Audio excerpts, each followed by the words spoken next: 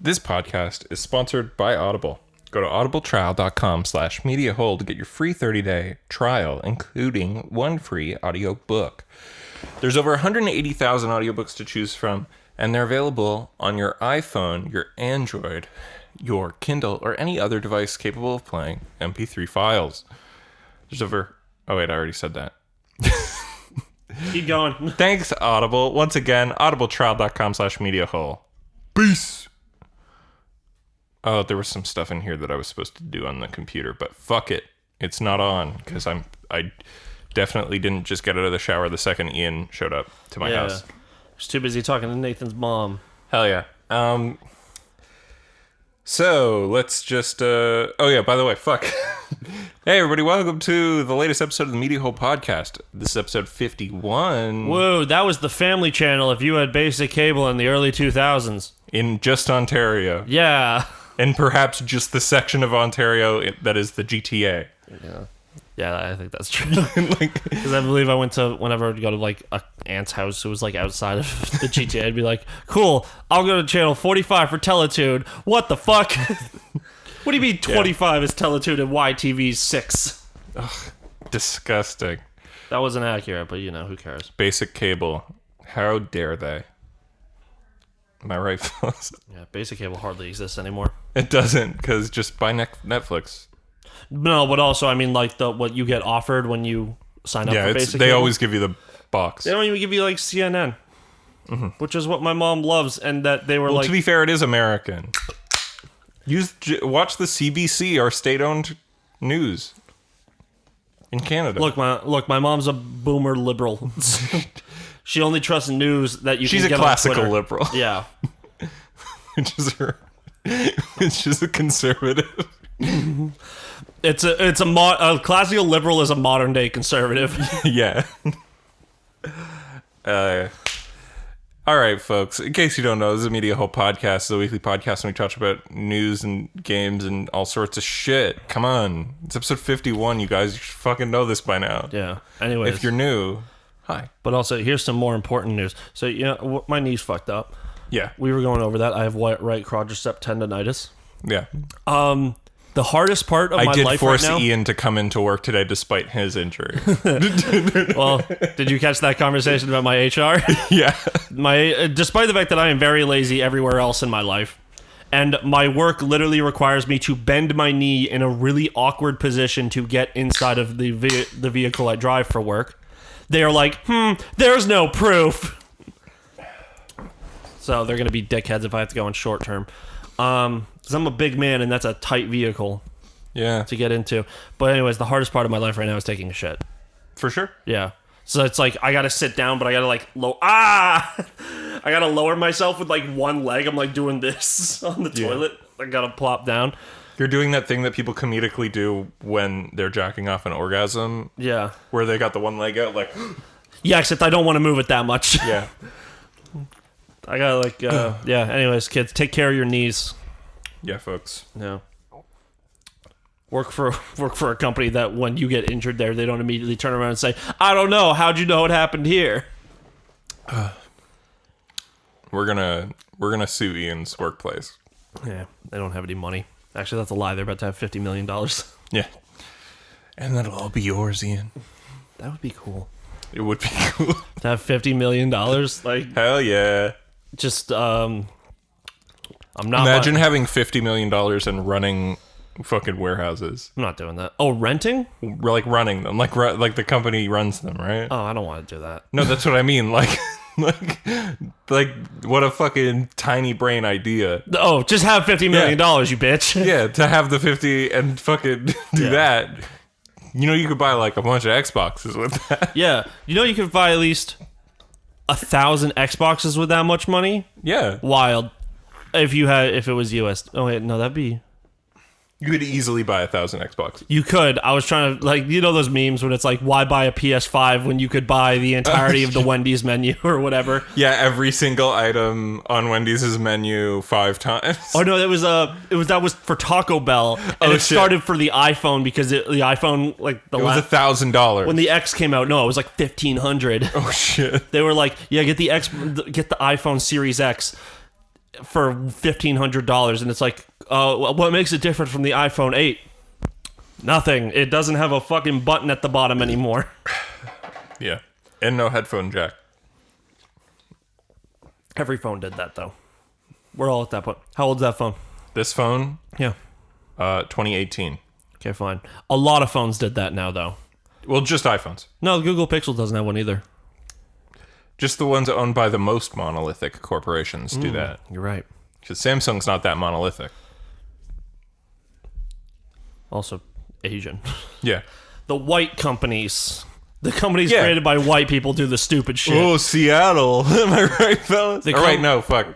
They're Silicon Valley. Seattle is Microsoft. Microsoft, yeah. Or fuck. The Asian companies just steal your data, but at least they give you a working phone. Well, it's only the Chinese Asian companies. Sorry, they're all the Asian companies are owned by China still. No, not Samsung. Well, I think Samsung is China-based. No, that's Huawei. That's Huawei. Huawei? Yeah. I was close. I had a Huawei phone. I didn't. I've only had iPhones. Yeah. Well, I had a Samsung once, but I was like, wow, this sucks. And then after I got rid of everyone was like, that was the worst Samsung. The S5? It was, the Galaxy 5 or whatever. Yeah, the Galaxy S5. It was like the one everybody hated because they were like, oh, they removed the fact that you could put your own micro SD in and expand the memory for free. Or for practically free, for like that was no still money. in there. No, they got rid of that with the S5 and they changed the charging thing to be closer to like iPhone. I swear I had the thing, like an SD card in that. No, but they had a USB like super micro or whatever the fuck. Yeah. So those things are dumb and I'm glad they're gone. But now, ever since then, like that one sold really bad and everyone hated it. So ever since then, Samsung went back and was like, you can expand your memory all you want. You can infinitely do it. Here's all this, blah, blah, blah. And everyone was like, hell yeah. Yeah. Samsung, for a hot second, went the route of iPhones. And then everyone was like, we don't like this. And they're like, oh, no. it's like half the people who have Androids are like, I can't afford an iPhone and I have an Android. And the other half are like, I can afford an iPhone and I want an Android because I'm a fucking nerd. I want to customize my Samsung phone so that it feels like an iPhone. I want to be able to fucking emulate 3DS games on my phone. I want to emulate everything. I feel like emulating 3DS games would be rough. Or like DS games rather. DS games. Yeah, DS games could work. I would rather play like Game Boy, but you can do that. There are GBA. I know. I did when I had that phone. I did. Yeah. I was playing Pokemon on it. Hell yeah. Ran like shit though. Oh yeah. I mean, that whole phone ran like shit. Yeah, this is the S5. Yeah. This is the S9. Get the fucking S10. Yeah, but I'm just content S20. with iPhones now. That's fair. Because like when I had the Galaxy, the first thing I did was just go into the app, like the Google Play Store or whatever, and just download things so I could make it feel more like an iPhone, but then it sucked. Yeah. Let's get into the news, folks. So first off, the first trailer for the movie Monster Hunter came out this week. Yeah. It looks bad, like the ice. What do you mean, Ian? She have the sword and armor. You see the big sword and the big armor and the Rathalos. It's Rathalos. Also, that was the Diablos. You're right. I'm sure you are because was it the one with the big horns? Was that the one they showed off? It was like were they in a desert? Yeah, that's the Diablos. Don't worry, you're not that wrong. Yeah, Rathalos and Diablos are like weird cousins. Well, also Rathalos is the only one whose name I know. Yeah, but it's the red one. That and the one that's a slur. Nargigante? They're gonna bleep that. And I should have said it how we say it at my Discord. Nope. N-word Gante. But yeah, this movie's probably gonna be bad, like all those Resident Evil movies. But probably fun. It looks like a fun bad, just like the Resident Evil movies. Yeah, I don't know. It looks more fun than the Resident Evil movies. Because like the Resident Evil movies are inherently bastardizing something that exists. Well, the Monster Hunter one is they're just ripping off the Monster Hunter world story, except they made it an isekai. Yeah, they did it like, or no, they made it a backwards isekai. Do the monsters come to our world? The monsters come to our world. Oh. Okay. I read a reverse isekai this week. It sucked. Really? Yeah. Well, it's about this, like, the reason why it sucked is because the girl in it is like, she's like a knight from another world. She's very competent. She's not sexualized or anything, but she's 18. Mm-hmm. And the dude who like takes her in is like 32. And it would be fine And if it's a sex vibes? No, it's not a sex vibes, but there is like a romance vibe there. And I'm like, no, stop it. Why did they have to make an age difference thing? That's like a fucking... that's reverse Inuyasha. Yeah, but it's fine in Inuyasha because Inuyasha's a guy. Yeah. Actually, how old is Inuyasha? Like 300 years old. Oh, yeah, okay. So he is actually But he was like kind of frozen. He's demon years. Okay, well, are we counting the frozen shit? Like, are we counting those years that he was frozen to the thing? Or, like, when did he get himself stuck against that tree? It was like 50 to 100 years that he was stuck to the tree. Okay, but that's like being sealed, so his brain it wasn't like doing anything. I think he was like Karzing in there. But he came out with thought, where cars just floated and stopped. No, that's what I mean. Like, he came out with thought. Okay. He's still like, also, he was already old before. Yeah. And that's one of my favorite JoJo things. Is just that it's like, hey, enemy gets put in an impossible situation where they literally can't survive. Eventually, they stop thinking. Like, there's that stone guy in Steel Ball Run that falls to the bottom of the Hudson, and it's just like, he's like, I'm sure that my buddy will come for me one day, and then it's just like, and eventually he stopped thinking. Yeah. There's a lot of, this person's immortal, cool. We're just gonna trap them forever. Yeah. The fucking Flash did that to somebody. Was it one of the reverse Flashes? It was like an evil speedster that killed Wally West. Oh.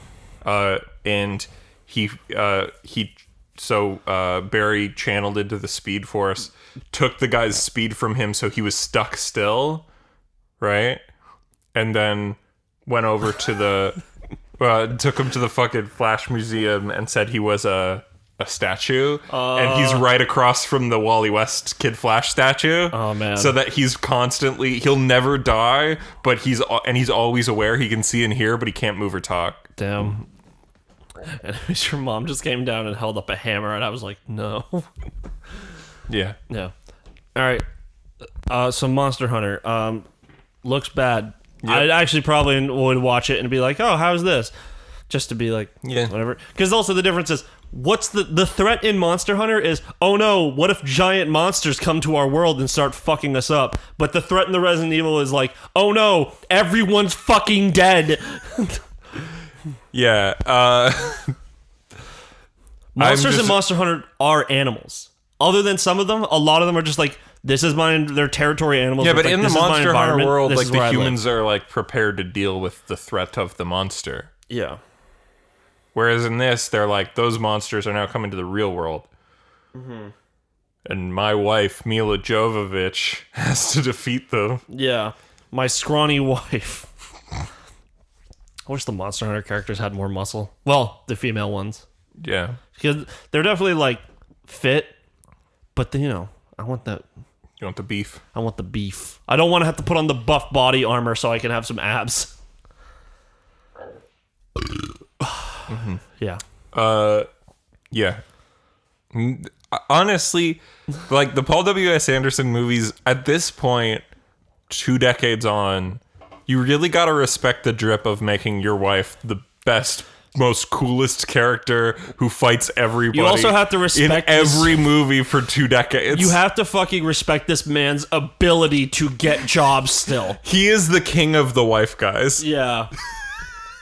I'm sorry, the what? Wife guys. Wife guys. You know, like wife guys where they're like, well, my wife says this.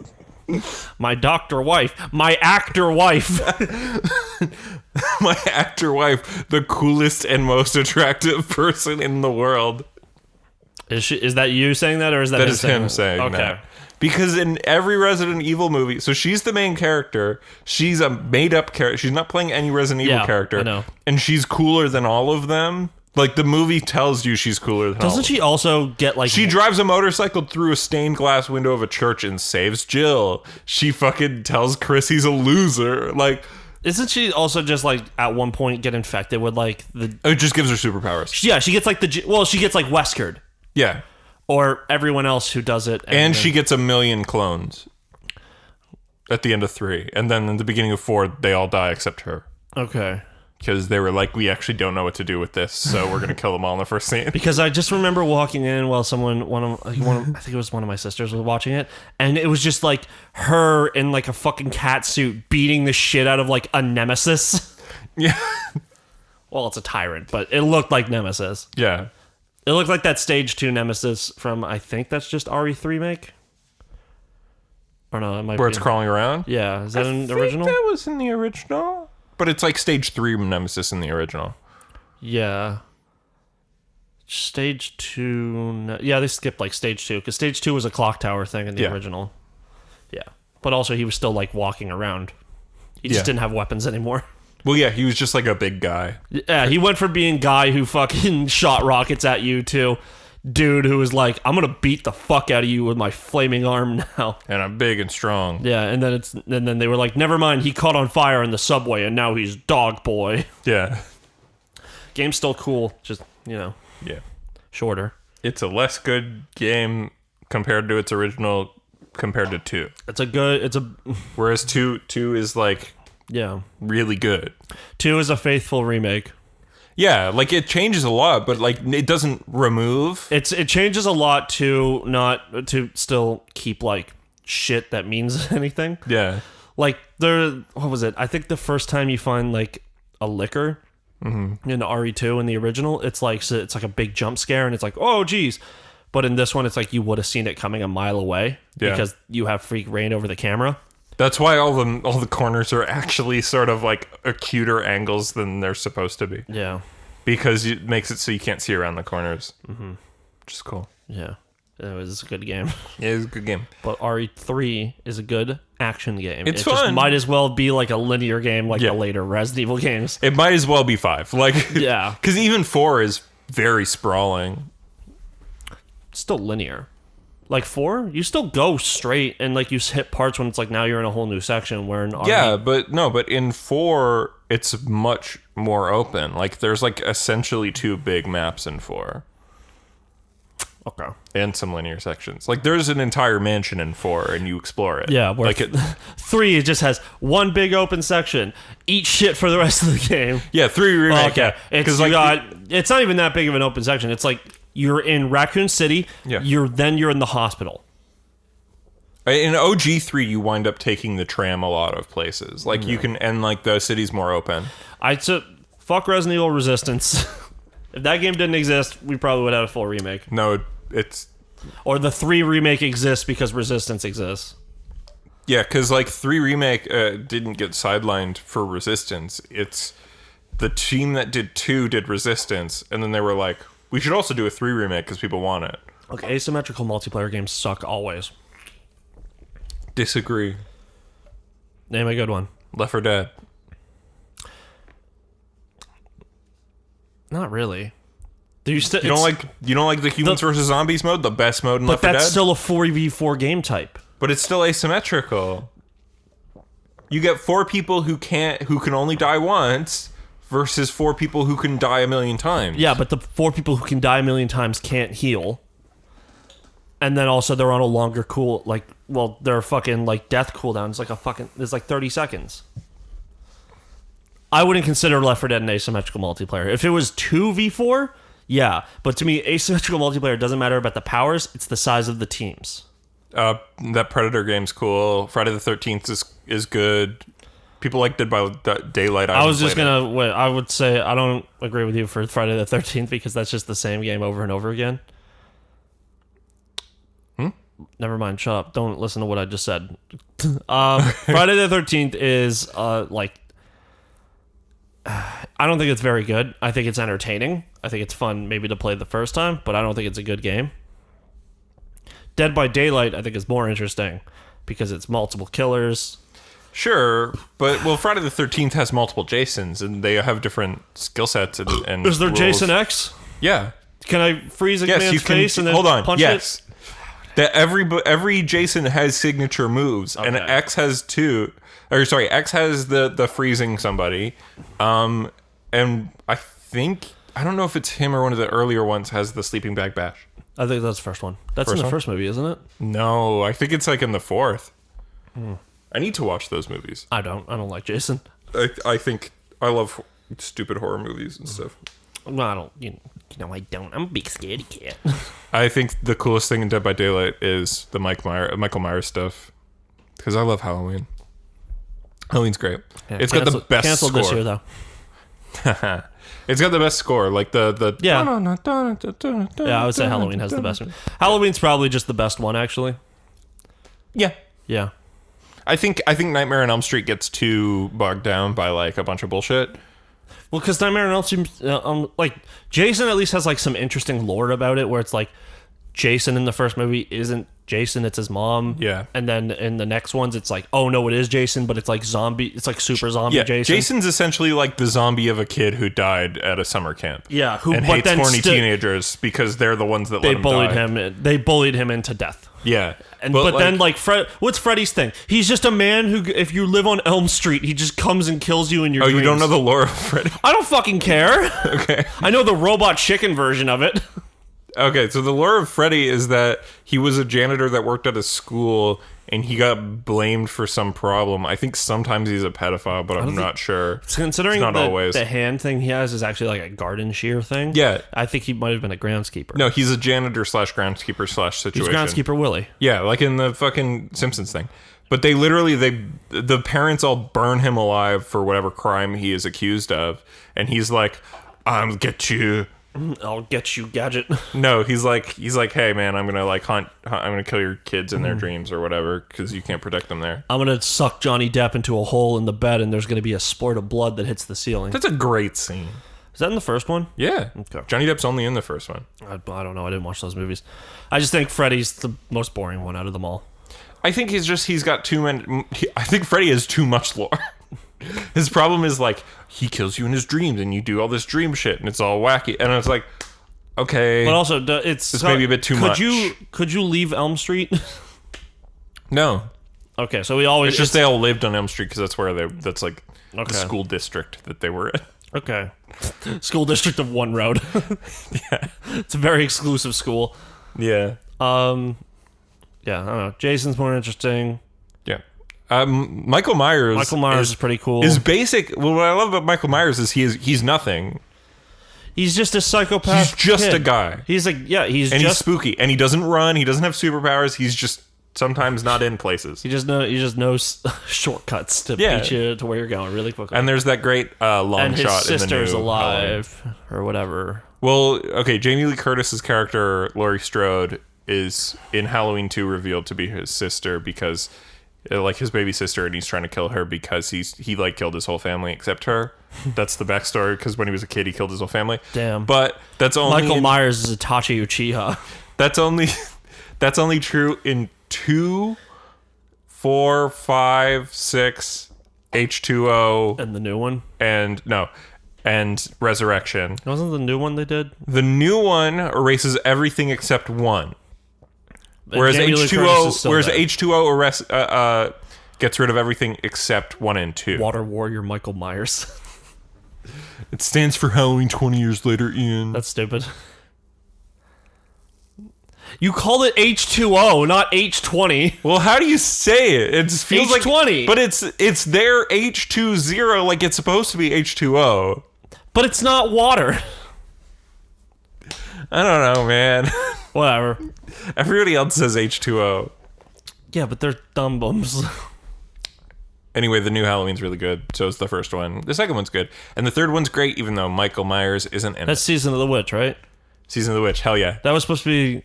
I was listening to a podcast and they just brought it up. They were talking about like movies. Yeah. And they were talking about horror movies specifically. And apparently Season of the Witch was supposed to be like this launch-off platform for like, they were like the Halloween... Michael Myers cinematic universe. Well, no, the Halloween the MMCU franchise was essentially like, it's going to be a different story every time. It's an anthology series. Yeah. But then nobody liked it, even though it's a great movie. They just wanted to see more. Nobody liked it because it was called Halloween. They're like, fuck yeah, Michael Myers. What's this Season of the Witch nonsense? Even though that movie's sick. Yeah. I'm sure. Okay, here's a great piece of news, Ian. What? You ready? Security flaw left smart chastity belt sex toy users at risk of permanent lock-in. Smart chastity belt. So okay, it's a chastity belt. Wait, okay, is it a chastity belt or is it a cock cage? It's not a chastity belt. Yeah, it's a chastity. It's like a cock cage. Yeah. Okay. It's like it looks like that. Yeah, that's a cock cage. Yeah. Anyways, those things are gross, and I always hate them. Why? I don't know. I just think they suck. They look bad. Okay, specifically, like for a long time, whenever like go look at some hentai, like the dojins, they would always be there. I don't know why. It's just because it's a submissive male thing. I don't like it. I'm sure there's some dude who's like, God, yeah, I wish that was me, but it's like, yeah, I really wish I was uncomfortable right now. But that's some people's thing. I'm good with either. I can be on top. I can be on the bottom. I don't give a shit. I can be regardless, whatever you want. Put my dick in one of those and we're having a problem. But regardless, anyway, why did it need to be smart? Why did it need to be smart? Why did my dick receptacle need to be connected to the internet? Well, Ian, that way it's if I'm your dom, I could be like, you're locked in now, buddy. What? So is it just loosely hanging there, and then you press a button and like, oh, now I know it's on. Oh, now it's off, but I'll just leave it there anyways. Yeah. Anyway. No, it's fucking dumb. Hold on, Ian. The consequences of having a major security flaw in a popular sex toy could have been catastrophic for tens of thousands of users. UK-based security firm Pen Test Partners said that the flaw in the... I wish it was Pen 15 test. Hold on. The flaw in the Kiwi Cellmate. Kiwi? It's called Cellmate. That's the name of the product, is a Cellmate. Internet-connected chastity lock, billed as the world's first app-controlled chastity device, could have allowed anyone to remotely and permanently lock in the user's penis. Anyone. So it's not even like password. It's literally like I go look at my fucking Bluetooth and go, sell well, me. It is, but I guess if you like hack it or whatever, you just have everybody's. Yeah. So was it fuck, dude. Okay, hold on. Cyberpunk Novel. In a world where this thing becomes super popular, to a dick cage or whatever, a hacker group locks every person on the planet's penis using hacking, and then has to try to blackmail the Earth. But you're the one man who's not into femdom. No, I wasn't going for a I'm the last man situation. I was going for like they're trying to blackmail the world's government, and then like the world's like we don't negotiate with terrorists, and then it's like a Children of Men situation, but just because the world didn't want to like give in to the demands, and so nobody can fucking have kids. I feel like. Because, okay, isn't there, like, dudes who, like, can, like, sit there and come without an erection? I feel like there's people who were able to do that. I don't know. Because then, like, what, they're just, like, sitting there meditating, doing their, like, energy O's or whatever the fuck, and, like, they just have a cup there. Oh, no, like, it's not without being erect. It's some people can come just through, like, Kegels. But you have to be erect still. Yeah. Okay. Because I was thinking of like it's no one can have sex. We just have this fucking dick farm going on where like they just have to like pumping you. It's like it's like Master Chief's suit. Yeah. It just like it takes your shit and then it just goes and injects it into a woman and there's like congratulations, you're pregnant. You've never had sex though. Yeah. An attacker could lock everyone in or out very quickly. There's no emergency override function either. If you're locked in, there's no way out. Oh my god, so dumb. Yeah, one of the fucking like talking points for the fucking device is track log to monitor time and location of unlocking. Submissive will not be able to cheat and escape. Okay, I just feel like that's really weird. Like, why did it need to be smart? Yeah, this is a dumb choice. It's not like it's like a fucking auto blow or something where it's like connected to the internet so you can feel what's going on. Here's the bottom of the fucking article. Quiwi joins the long list of sex toys with security problems that inherently don't exist in non-internet connected devices. In 2016, researchers say in a Bluetooth-powered panty buster let anyone remotely control the sex toy over the internet. What's a panty buster? I think it's like a... Is it like the fucking... It's like a vibrator. The vibrating egg thing? Or I think it's like, yeah. Or you think it's like a whole dick? No, I think it's like the egg thing. Because it needs to be like discreet. Yeah, to be a panty buster? Yeah. in 2016, a sex toy maker settled a lawsuit after it was accused of collecting and recording highly intimate and sensitive data of its user. Wow, this woman sure likes to use it from 9 to 5 every day. Ugh. That'd be so... Honestly, that's weird. Like, What? Okay, the panty buster thing is like fun at a date. That's like a fun thing. We go out for dinner and it's like... That's a fun thing to do if you have like a kinky date. Yeah, I got the little app. She just slides you her phone or something and just like says like, press the up arrow. Yeah. And then she just does it like... Yeah, and it's like, ooh, it's saucy. Yeah. But You're the like, idea of like... Or you just keep tapping, you're like, I don't know where that vibration's coming from. And she's sitting there going like... Stop, give me my phone back. Give it back. He's like, no, I'm trying to figure this out. Like, for some reason, it doesn't have an upper limit. So it just goes fucking wild. Like it's vibrating so fucking... Or it's like one of those, like, dog shock collars. Doesn't shock. Because Blake was telling me... because he uses one for Dax. Oh, he still did. I thought he tried it. I don't want it. He doesn't use the shock part. He uses it on this vibrate thing. Oh, okay. So, but there's like I remember him putting the shock collar on his neck and going, let's see how bad this is for training. You were there for that? Yeah. Or no, because he did that. Yeah, no, I think he did that the first time with him and Ryan just there, and they're like, oh, put it out 100. Yeah, no, he was not like, he was like, ah! So he must have done it the first time, then had Partika over at a later date and was like, try it. But then Ryan was a dick about it and knew Blake's reaction, so he was like, all right, don't react at all. And it hit him, he's like, pussy. Yeah. But like, tried to get me to do it. I did it at the lowest one and like, yeah, I don't want to do that at the highest. But yeah, I remember him doing that and going like, I think I need to return this. Like, I can't have this happen to my dog. Like, that's horrible. Yeah, no, he does, because Blake likes to walk him off the leash. So. Yeah. And whatever, it's inhumane. Shut up. Well, it's inhumane to shock. It's inhumane to leave it at 100. Well, it's inhumane to have the shock. Like, the vibrates, whatever. Yeah. Because it doesn't actually hurt. It just like is like Yeah. But like, yeah, if you use a shock collar on your dog, that's abuse, and I'll end your life this second. How do you feel about like the shock fences? Like, not for a dog. Yeah. Dog's small. No. They're invisible they're like invisible lines on the property. Oh, it's like if the dog goes beyond them, it just like kind of shocks them a bit. Like a shopping cart. Yeah.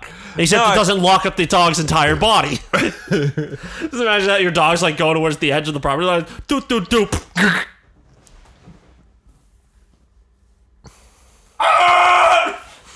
It's so funny because the technology to do that for shopping carts, I think, is more expensive than the people who steal shopping carts cost. Shopping carts, I think, are like $20 each. Like, yeah, they cost like nothing. But yeah. putting chips in them that do that and wiring them up probably costs hundreds, if not thousands, per cart. Yeah, because it's not like they order new carts; it's that they send the carts out and modify them. Like, it's so stupid. Yeah. Like, also, who takes a shopping cart? Homeless people, like. So it's one homeless guy. Yeah, like, who cares? And that's only in cities. Like, why do we have it in fucking there's homeless people smaller? Yeah, but I mean, like, I know there's homeless people around here, but there's not as much. Like, you go to Toronto, they're on every fucking street corner. You hear it's like the one guy who hangs out next to the highway.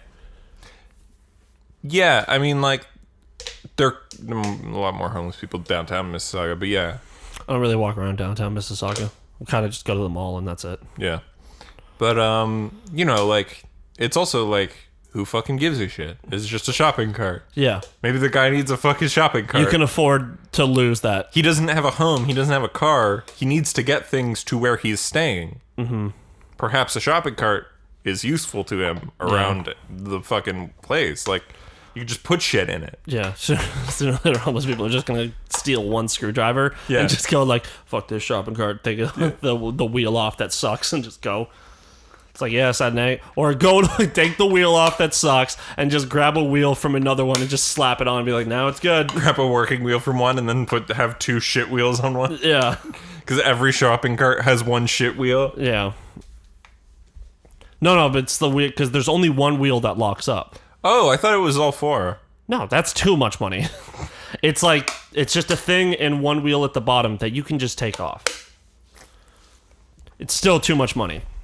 Like, not worth it. It's still not worth it. Yeah, fuck you. All it does is, like, make it harder for homeless people to have shopping carts that they want. Shit, Galen Weston. Yeah, fuck you, Galen Weston. Loblaws having that big strike. What? In Nova Scotia only. Yeah. If it hits here, I know my mom's going to come home every day and be like, I can't believe my fucking cashiers won't come in and do their jobs. And I'm like, Mom, shut up. You think your mom's going to scab? My mom's not union. Oh. Well, actually, no, we have a union here. Yeah.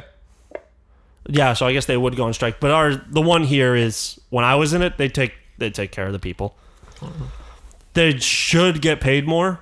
Especially like I think their COVID raises or whatever ended. We're in quarantine part 2 though, so it should come back. Yeah.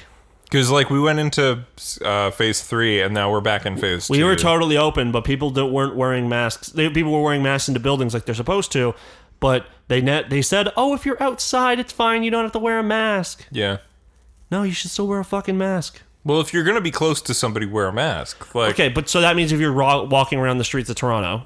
Yeah. Wear a mask. If you're walking around a fucking park... I walk around here, and I just try to avoid people because I don't want to wear a mask when I'm going for a walk. Yeah, but you know what I mean? But I'll walk into the street to not be physically next to somebody. So when I was in the process of selling my house... Yeah. I fucking would go and like to the nearby parks and just walk around the lake and play Pokemon Go. Mm-hmm. I wore a mask the whole time because I thought you were supposed to. Mm-hmm. No one else did. But I was passing like... 5 people per minute, like 10 seconds. Like there was a lot of people there. Yeah. You can't socially distance there. People should have been wearing masks at that park, but no one was.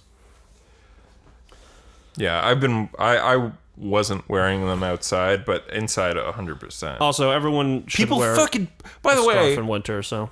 Don't take the fucking mask off your nose, you dipshits. Yeah, like every dude at work this week was just like mouth only, and I'm like, oh, so you don't breathe through your nose? I don't, but I still have to wear a fucking mask up to here. Yeah.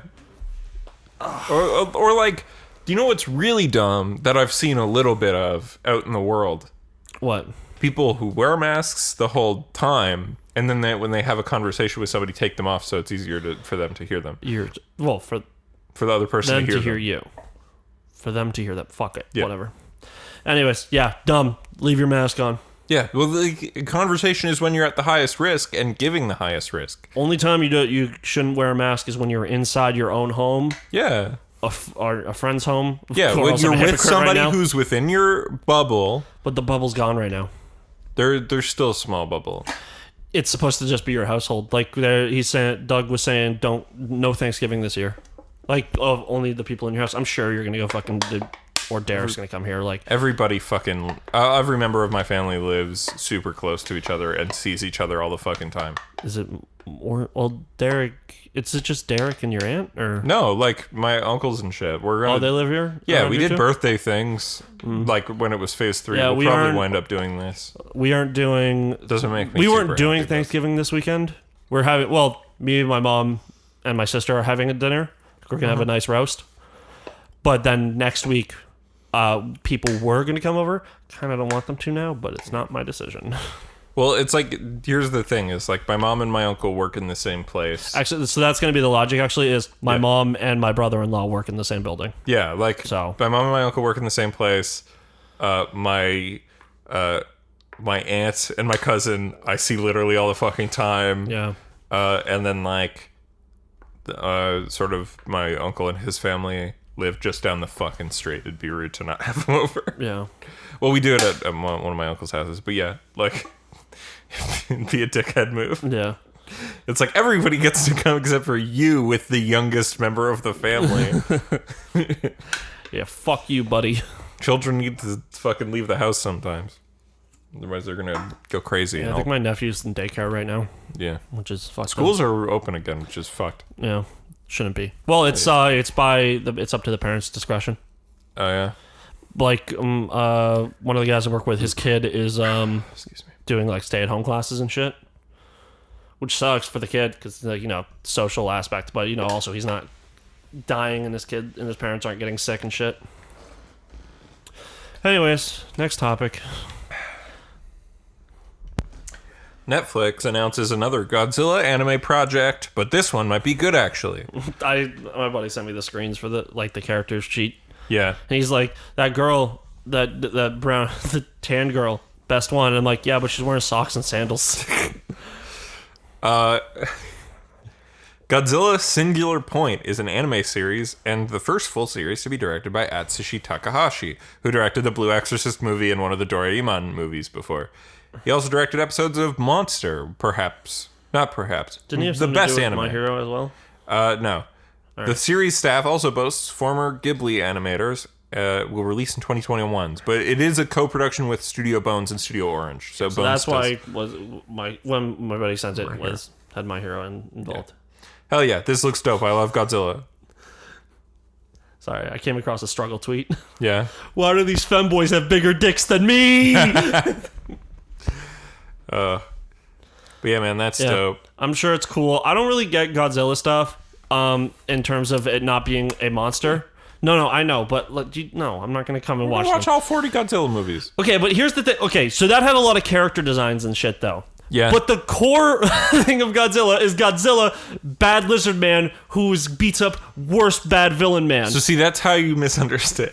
But what the fuck is the point of these smaller people? Because most of Godzilla is about people. And then sometimes there's big monster. Like Godzilla 1 is about there's a big monster and we the people need to stop it. Yeah. And then the newer Godzilla, like Godzilla King of the Monsters and Godzilla 2014 are the two Godzilla movies with the most percentage of monsters on screen. Okay. The American ones. Yeah. Right? Because most Godzilla movies cannot afford to have that many scenes with people in the big suit / CGI if we're talking about Shin Godzilla. Okay. But because like that stuff's expensive and it's easier to just have actors in rooms where you're not having to build scale models of cities to stomp on and have big fight in.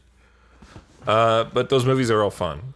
So like this is going to be a show. You know, you can't make the main character of the show Godzilla. Even the anime movies aren't about Godzilla. He's not the main character. The movies are interesting because it's like the world has become uninhabitable because of Godzilla and other big monsters like essentially owning the earth. So humankind goes into space and then comes back a few hundred years later. Yeah. And there's this, and they're like, we're gonna fight Godzilla and take the earth back. And then they fight and defeat a Godzilla after a bunch of people die. Yeah. And then they're like, oh, thank God we beat him. You know, we can come back to earth and shit. And this is the entire first movie of the three. Okay. And it's like, hold on. And then they look up and they see like there's a mountain and the mountain stands up and it's a bigger Godzilla. It's a much bigger Godzilla. It's like that fucking turtle boss in Final Fantasy. It's fucking awesome. Actually, was it at its biggest in 15? Yeah, that turtle is huge. Yeah, I fucking hate that boss. It's an entire fucking mountain. Yeah, but I couldn't beat it. It took me. You basically have to be level fucking 99. I was like level 80 or whatever, and I fought it for like an hour and didn't get like through a fifth of its health. I think I was like level 70 something, and I was like, okay, if I keep bashing on him, it's going to take like actual 6 hours of real time to beat him. Yeah. And I was like, fuck this. It's cool though.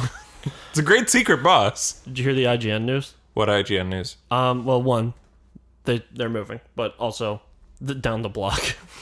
Well, like fucking so unfortunate thing that happened for IGN people, or like because the IGN closed their like main office they've had for years. The San Francisco one? It's still, their office is still in San Francisco, but the one they've had forever. Yeah. Like I think it's the one. It used to be the MySpace offices. Oh yeah. Yeah. So they sold that building, and there was another building down the road that their parent company owns. So they're just moving into that one. Oh.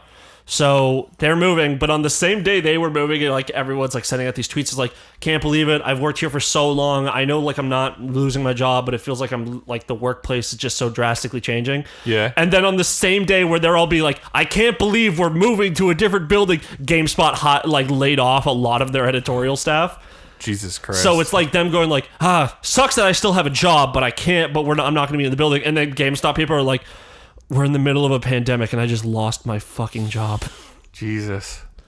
Yeah. That's horrible. Like, obviously I get it. Like, You didn't know that when you were saying, "Oh Yeah. man, my work's all moving. It's crazy." Well, it's like I was listening to fucking Comedy Button, which has like Max Scoville, who works at IGN, and he fucking was like posting about like, yeah, I've been laid off before, and this doesn't feel like a layoff, but it's still melancholy sort of shit. And then he like tweets that or like something like that, and he fucking like looks at the next tweet, and it's like a guy he knows at GameSpot who's just like, well, just lost my job from GameSpot after 10 years. It's like, oh shit. But then why did life conspire to make my feelings bad? Yeah. Like, I know that I'm not trying to be like, oh, my thing's as bad as his thing. Life has conspired to be like, I'm going to say that this thing's happening that makes me feel bad. And then literally a bunch of my friends have something worse happen to them on the same day. It's like if some guy was just It's like, oh, now I'm the asshole. I didn't even mean to be. I didn't do anything wrong. Yeah. It's like if some dude was getting transferred to like from one Ubisoft studio to another. Yeah. And then like it's the same day that like all those people got fired at Blizzard. It's like, oh no. But anyways, the reason why I actually brought up IGN was because they posted this fucking they posted the review for a new FIFA game. Oh, FIFA 21, the Switch version. EA has copy and pasted FIFA on the Switch for 2 years, so we copy and pasted our review from last year, but lowered the score naturally. That's such a good fucking thing. Yeah. Like, it's the exact same review, but it's like a 2 of 10. The actual main version of FIFA, by the way, the main version of FIFA 21 that's not an actual, like, recycled game, got actually decent scores. It got like a 7. But fucking the legacy version, the Switch version, got a fucking 2. Yeah. What a dumb fucking... Such a stupid thing. Like, it's like, oh, we're going to even further phone it in. Like, it's already an annualized franchise. People complain that that's what new FIFA games are just like the same game with roster changes. And then they've started literally selling... the same game with roster changes. Was that the same one? Was it FIFA or Madden this year where people were like took the camera and like looked into the stands and there was like a Madden 19 and Madden 21? Oh, I don't think that was this year because I was seeing maybe not Madden but NBA. Did you see what the fucking new NBA games look like? No. So the 2K. Oh, I guess because it's not EA, but yeah, 2K.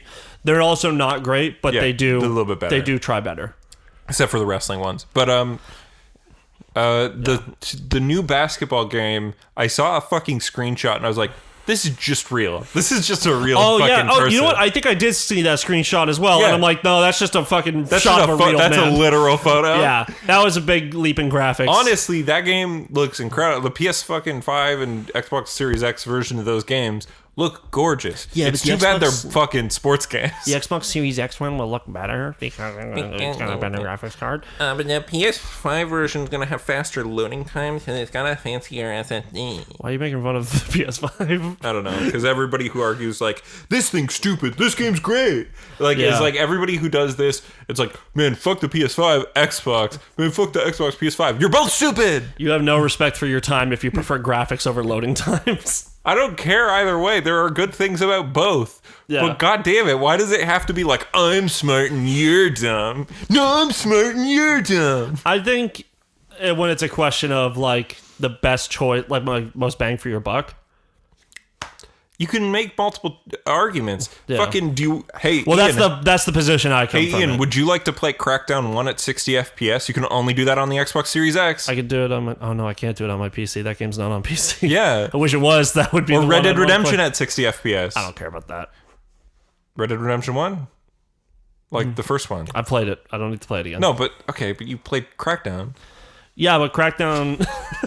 like, the difference is Crackdown takes like 10 hours to complete. Red Dead takes like 40. Well, not the original Red Dead. And the new one takes fucking a million years. The original was like normal length. I feel like it was like 10, 15 hours. Like it's not a super long game. You know what? I just played a lot of it because I did all the side content. Oh yeah, but like I mean like I did the hunting. I killed all the buffalo like a psychopath for that achievement. And I think you get like a buffalo, like a rifle that's just like very good. You get a bunch of really good shit if you do it. Well, because you get the most money. Yeah. But yeah, like the Xbox Series X has backwards compatibility all the way to the original Xbox. So in a lot of ways, it's got a lot of bang for your buck. Did you see the PS5 backwards compatibility thing? 10 games can't do it. Yeah, it's like Afro Samurai 2 or whatever the fuck can't run on the PS5 for some reason. Yeah, everyone's like, oh, none of these games matter. And I'm like, yeah, Afro Samurai 2, haha, who gives a shit? But Shadow Complex Remastered and Hitman Go are both good games. But also, it's just like... It's like... No, it's 10. It's good, because it means 4,000 games work with it. Yeah, it's just not 4,010. Yeah, it's just like everyone who's like, oh, no one gives a shit about these games. And it's like... Well, someone Shadow probably did. Complex is good. Everyone, there's always like a game out there where someone's like, oh man, I really like that game. Like for everything. There's someone out there who thought Agents of Mayhem was good. Sure, and you can play it on the PS5. Agents of Mayhem got it worse than Shadow Complex. Shadow Complex is a fucking great game. Shadow Complex, the Nolan North game that was up for like it's a Metroidvania. Yeah, it's by Epic. Epic actually did it. Yeah, this is really good. It's their best game they've ever made. Fortnite. I thought you were gonna save the world. I thought you were gonna say fucking Gears of War. No, we've gone over that joke enough times. Yeah, I know. It's just another one. Just add it to the pile. Gears of War is good though. But yeah, just because everything is compatible though, like if you read the full thing, they're like, some games are gonna be worse. Because it's like... Some games will not be optimized they're for like, the future. Hey, there might be errors and shit. Other games are gonna be compatible with Game Boost and they'll be better, like fucking Ghost of Tsushima, 60 FPS. On boost mode. It'd be cool. When's that Ghost of Tsushima DLC supposed to be coming out? Yeah, it's free. It comes out like in a couple days. I think I'm gonna have to skip that one until November. I just don't feel like setting my PS4 back up. Oh right, yeah. Yeah. Well, when you get everything set up, I'll play that. Well, I'm just gonna wait till I get my with you. fucking PS5 and then. Like, yeah, but that's what I mean. Like PS5, I'm down to fucking. Yeah, we should play the co-op online stuff together. That'd be dope. Should. Yeah. There was a trailer for the movie Mank. Mank. It's the new movie from David Fincher. Do you know what else came out? What? In movie news? What? Adam Sandler's movie. Yeah, QB Halloween. That's like, is that the movie that he actually made because Uncut Gems didn't win anything? Like, is it that? No, he said if he did win something, he would make the worst thing. No, it was the other way around. He said if he doesn't win anything, he would make the shittiest movie. No, I don't think there was enough time. For an Adam Sandler movie to be made. Uncut Gems only would have learned whether or not they qualified in like January. Uh-huh. Oh, and then there's the pandemic. COVID in late March. So I saw like like someone on TikTok posting a scene. It's where like a bunch. I guess the character is like the most hated man in town or something, and some kids try to throw eggs at him, and he fucking like he like just takes his like shake. He's like riding on like a fucking go-kart. I think he actually thought it was a good movie because like Steve Buscemi's in it. What? Steve Buscemi's in it. But like he takes like this fucking like shaker cup that he's holding, and he like gets the 3 eggs, and he closes it, shakes it up, and sips like some fucking eggs with eggshells and says, haha, Rocky style. And then he looks to his left and just violently throws up for like 30 seconds. And I'm like, I want to watch it. I want to watch this piece of shit movie. That's actually funny. It's like... That's not ironically like, funny. That's like an actually funny bit. I think it's Adam Sandler... It's Adam Sandler parodying himself at this point. Yeah, but that's like actually a fucking funny joke. Like, I think that's funny. Okay, but you have to see it when he catches the 3 eggs. It's just like boom, boom, boom, shake, drinks, Rocky style, vomit. But like it's like a fire hose vomit. See, that sounds for real funny to me. I think it's like I think it's very 90s Adam Sandler. Yeah, but that's when his movies were all right. I want to watch Happy Gilmore again. I wouldn't. I would. I like that one. Happy Gilmore is one that holds up, in my opinion. Billy Madison does not. Yeah. Billy Madison is, like, offensively bad. And, like, LOL random MySpace humor. Happy Gilmore, however... Happy Gilmore I eat pieces of shit like you for breakfast. You eat pieces of shit for breakfast? Also, who's the guy, the game show host he fights? Bob Barker? Bob Barker. Yeah. The price is wrong, bitch! Yeah, no, that movie is actually funny. Yeah. That movie, by the way, if you're an American and you're like, who gives a shit about Happy Gilmore? That's not one of the popular ones. It's Canada. The main character's a hockey player who plays golf. Of course it's fucking popular here.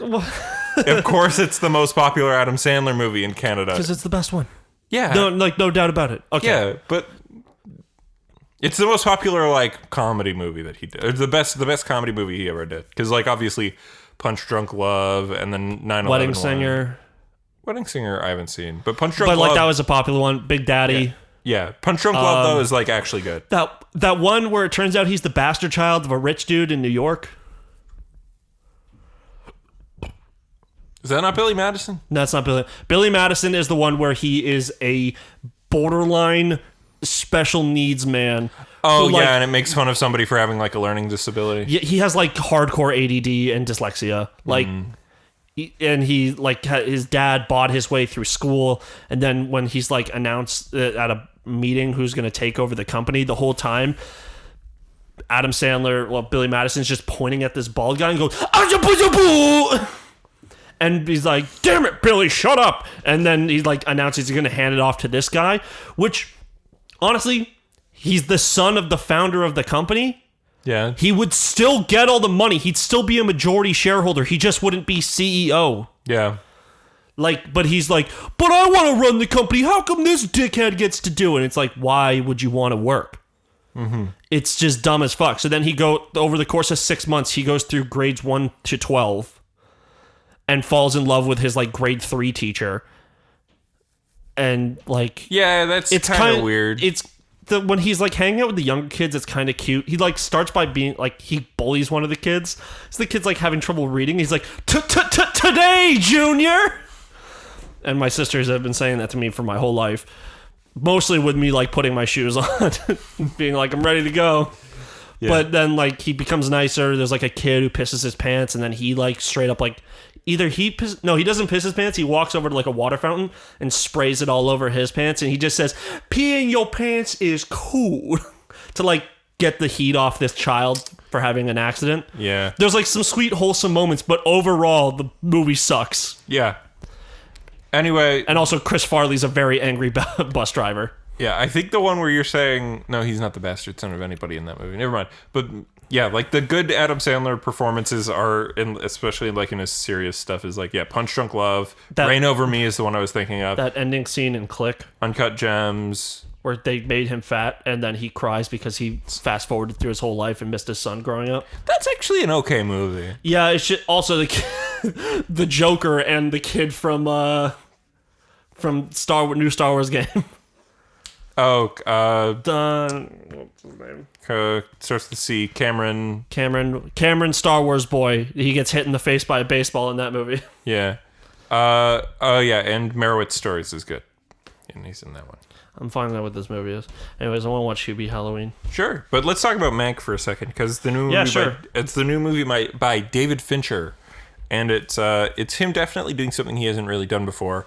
It tells the story of. Oh wait, you know what it is? A dog shit. What? Adam Sandler movie? Grown Ups.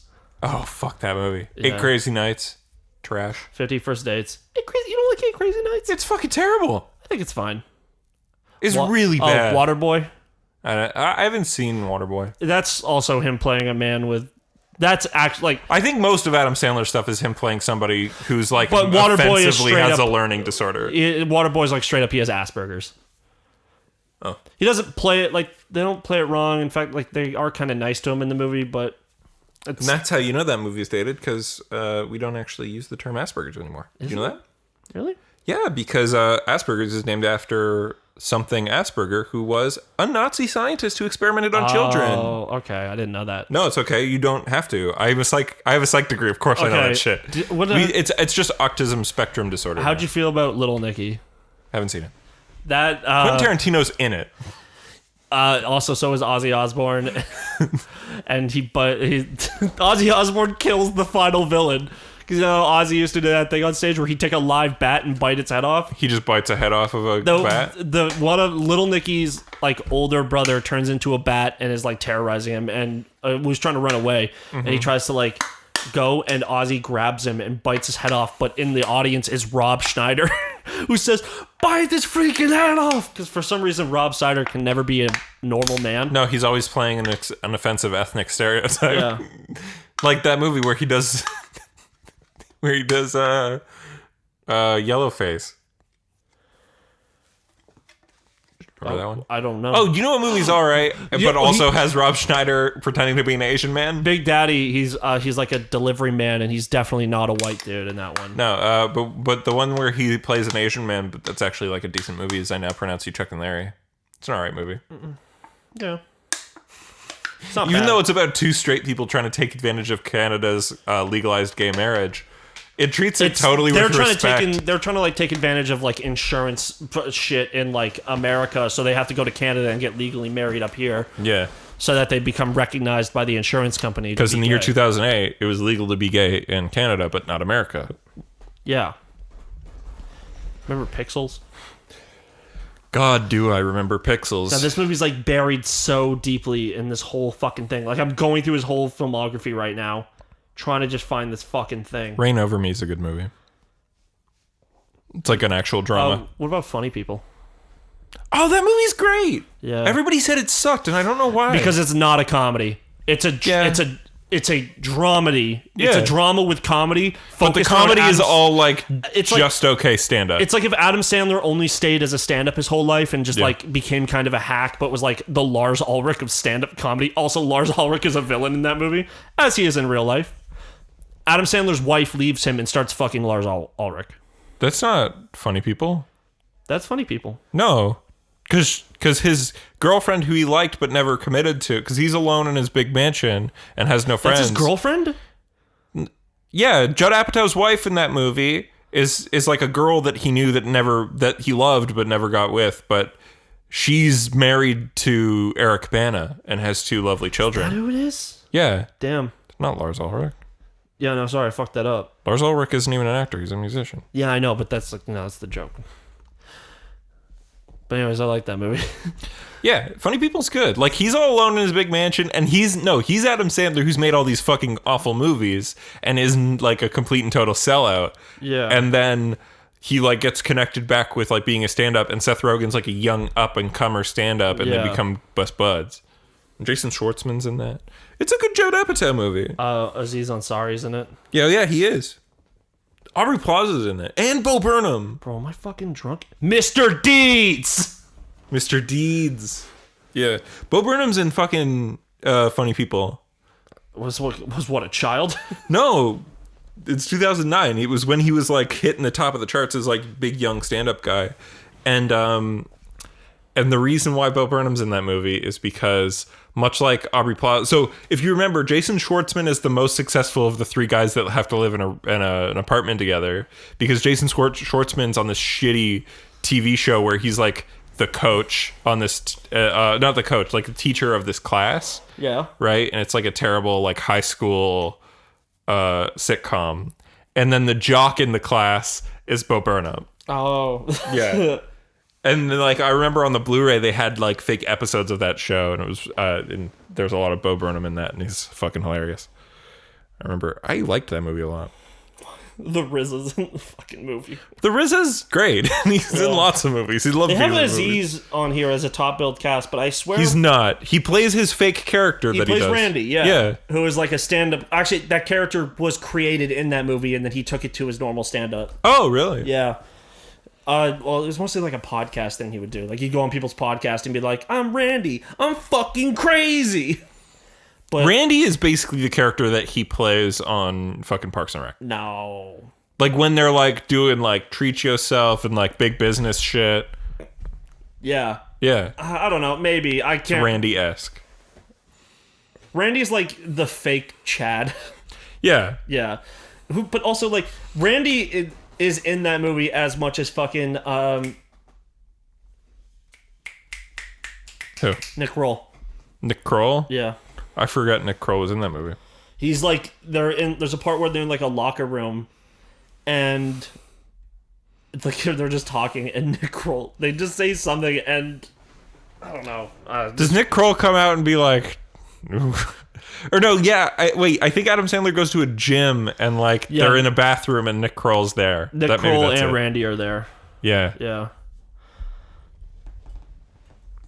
Anyways, it sucks that Nick Kroll created Big Mouth. That's a horrible show. Is it? I hate it. I heard it's good. I've heard the show's good. It's just like people don't like the character design. I just think about it like all these like the kids in it. Yeah. It's kids like being like talking about sex stuff. Yeah, because it's about like growing up and, but and I don't finding like that. yourself.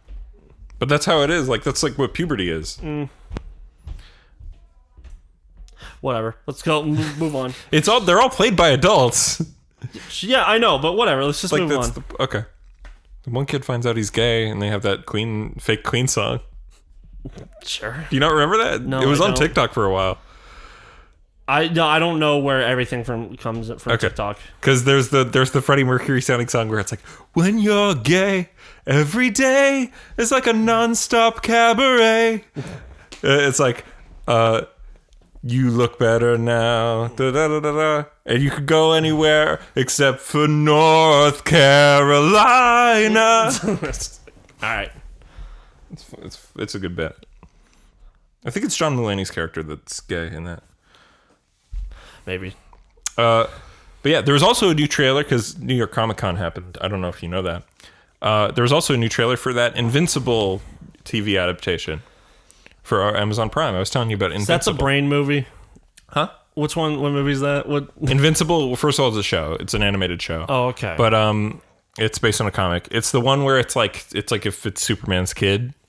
I was telling you about. Yeah.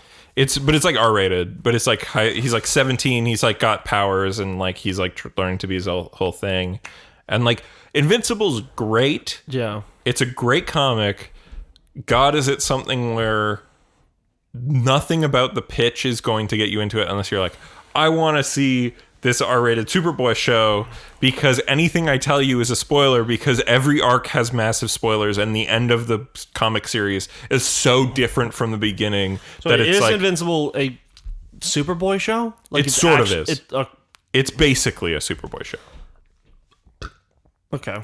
It's an independent comic.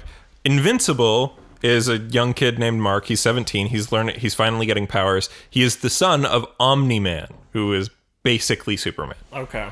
And like a human woman. And like he's going to high school and he's like dealing with powers, and you're like, this sounds like Spider-Man, but it's got R-rated stuff. There's like the violence. It's the boys in high school. Sort of. But then like I told you what the twist of the first arc is, Ian.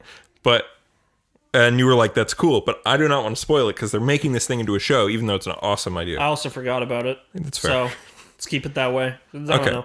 Sometimes I feel like I'll watch things. Right now I kind of want to watch The Boys, but I also have a straight up hatred for The Boys. Why? Because it just feels like, at least with the advertisements, I'm sure there's a lot more, but every single time I see like Homelander being an asshole, I'm like, oh great, it's like, what if a man with superpowers who looked like a good guy was actually kind of a piece of shit in real life? Oh.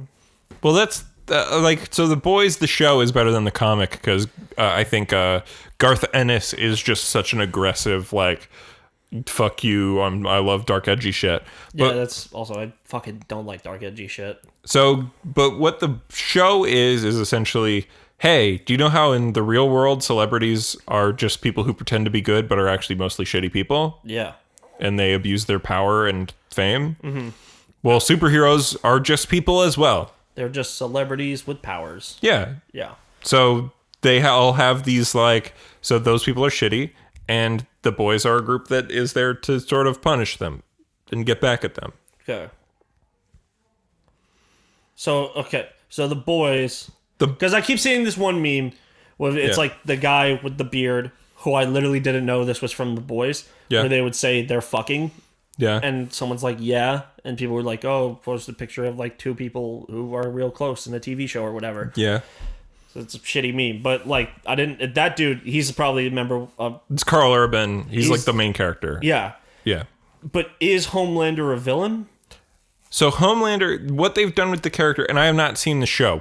This is all what I've picked up from other people. Okay. Homelander is a character who wants to be good and has all of these expectations on who he is and what he should be, but ultimately he doesn't know, right? He's this person who gets told who he is a lot and doesn't know who he is. And so he's like, when he gets angry, he lashes out. And when, it's essentially you've man-childed a man who has infinite power. Yeah. By never letting him choose who he is. So he's now this like petulant child.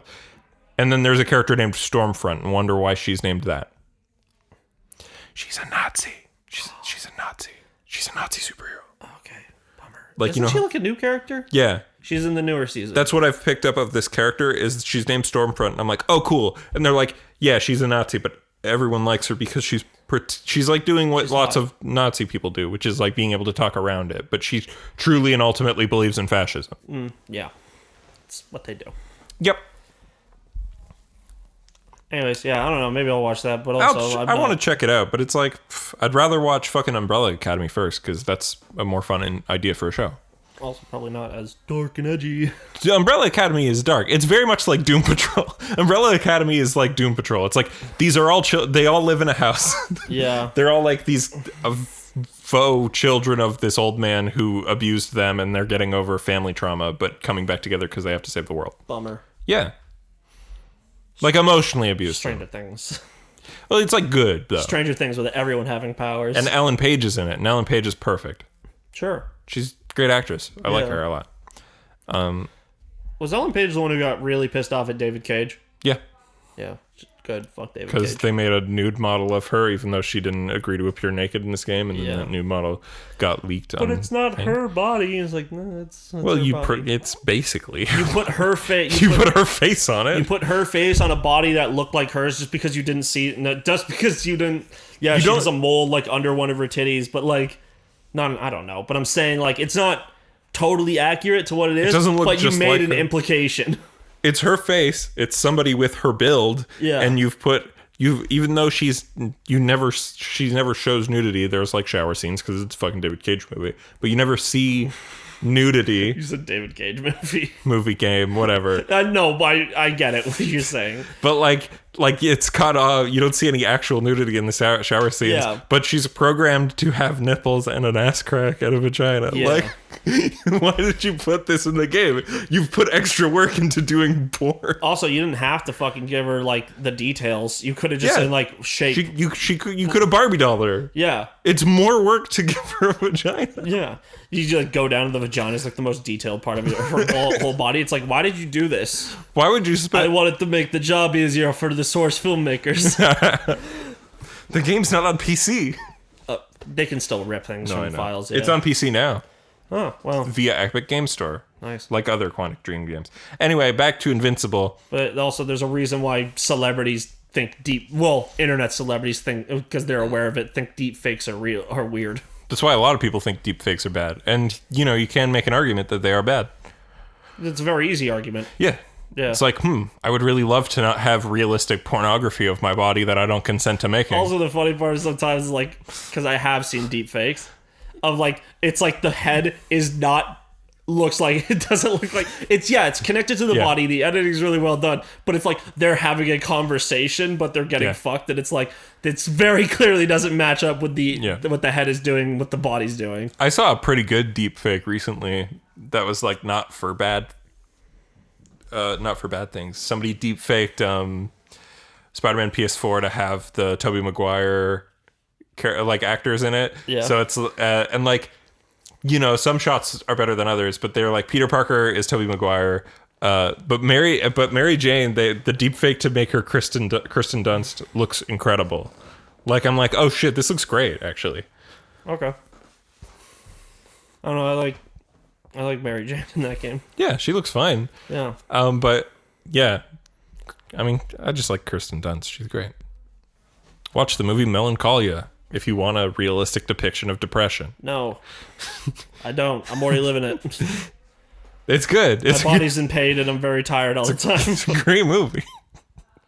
Gotta stretch out. Let's move on to video game news. Now, we already talked about the PS4, 5 things, whatever it is. Did you see the fucking thing about how to turn the PS5 horizontal? Oh, the stand has to be on both ends? Yeah, we already knew that. But I didn't care, but I saw something really funny on TikTok.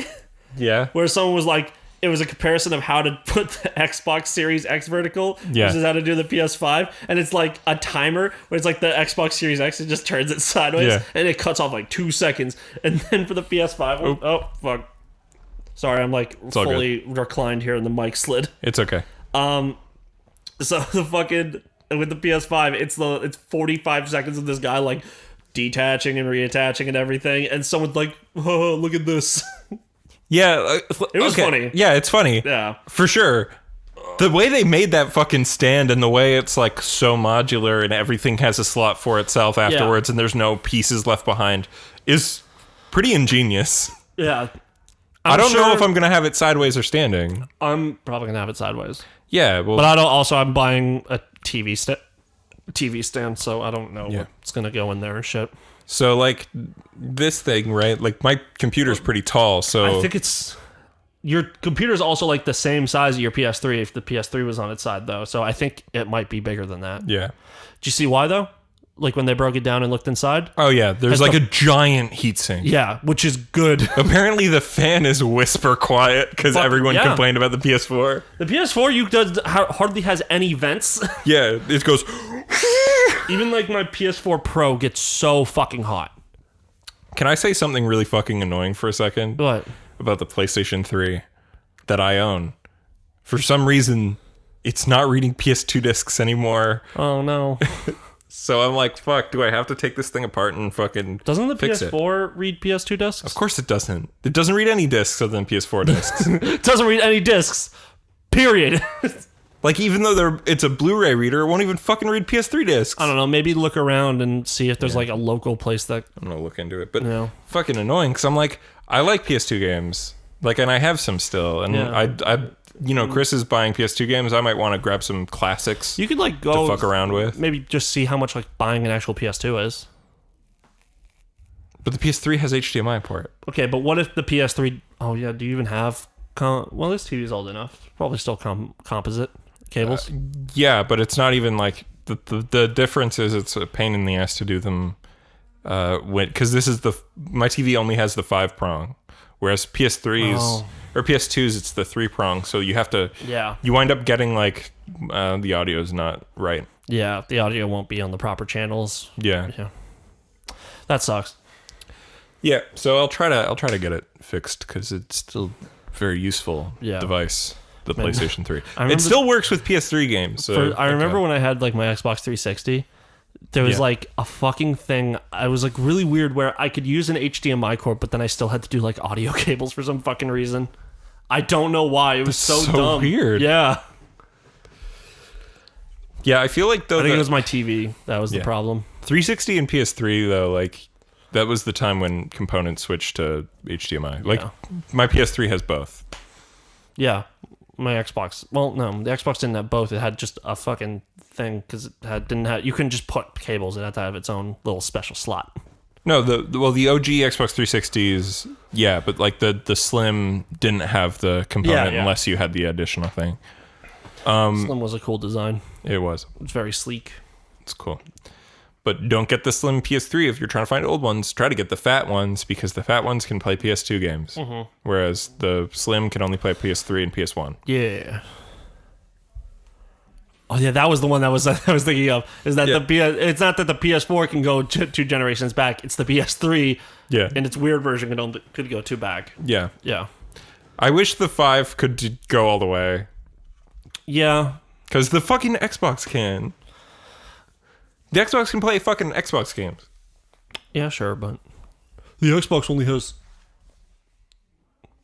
4 generations to deal with. The PlayStation has 5. Yeah, that's one extra. Yeah. Yep. Owned. Not that owned. No, you're owned. I've owned you, libtard. Okay. Moving on. Moving on to game news. Another week, more Yakuza mentions on this podcast. Oh yeah, they dropped a trailer again. Yeah, there was a new trailer for Yakuza 7 that showed off more of its English dub. How is it? I didn't watch it. The first time a mainline Yakuza had one since 2006. Because I think it's annoying that there's a spoiler in the first 9-minute trailer they put out like a year ago. Well, that was the Japanese trailer. Yeah, I know, but I still watched it. Yeah. And even though it wasn't translated, I still understood like half of it. 30%. Kiryu shows up in that trailer. Yeah. And I'm like, oh, well, thanks. you're able to figure that out. I know. Yeah.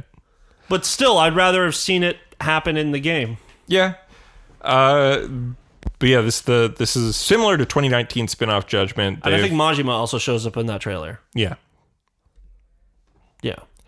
Yeah, I mean, having Majima and Saejima, I don't think is a spoiler. I know Yakuza 7, it's a direct sequel. Saejima's been in every single game since 4. Majima's been in every fucking game. Yeah.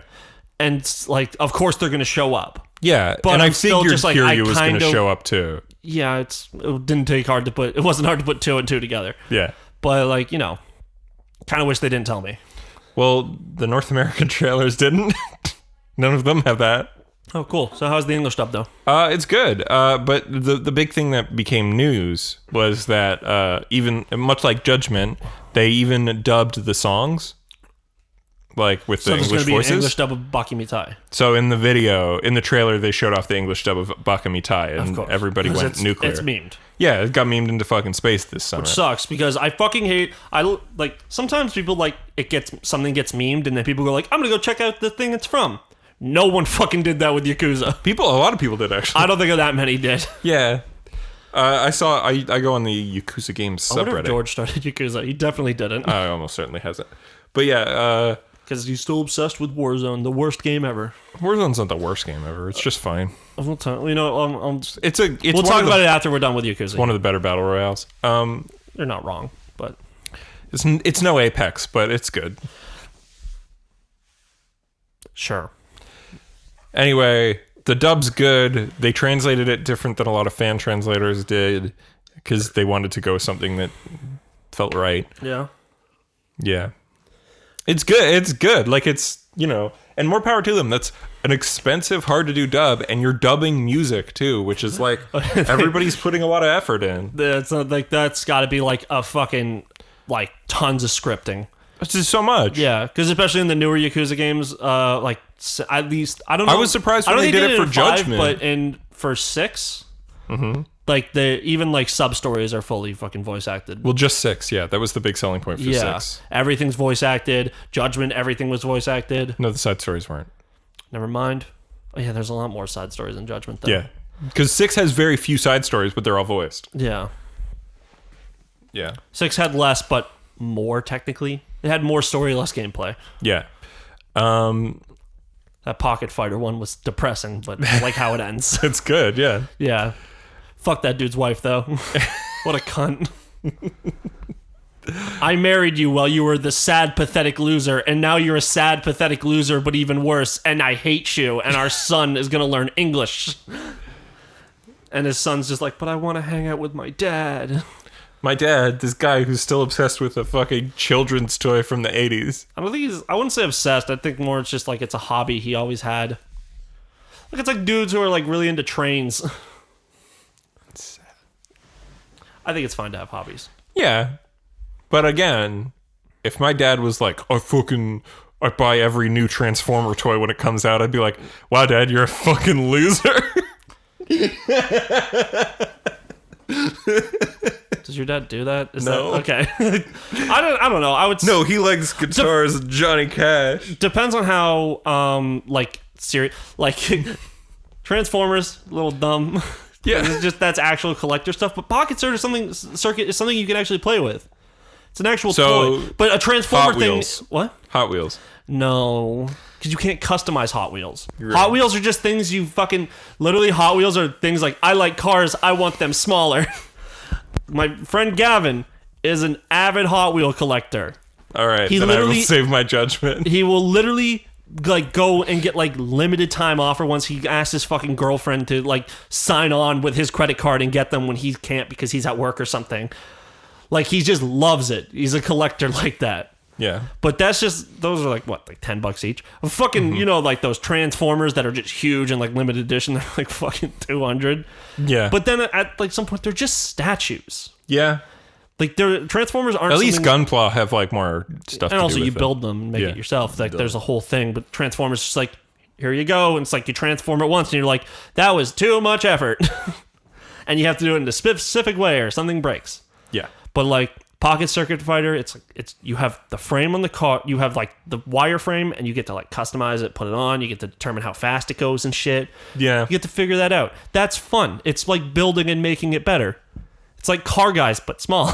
Yeah, I just feel like if you were into it from the year 1988 to the year 2016, I think that's kind of weird. And also wearing like this fucking ugly ass jumpsuit and Yeah. being like, All this 80s shit. Yeah. Like, come on, you're a little bit, Dad. It's not 1988 anymore. but it's just something his kid wanted to play with. Oh, right. Like, yeah. it's just something his kid was like, this is what my dad's into. I kind of wanted to do it too. You're right. You've played it more recently than me. Yeah. But yeah, the English dub's great. And then he like stands up to his wife at the end and says, "Fuck you, bitch. He wants to play with me. I'm going to go spend time with my fucking son." And just like, oh, damn.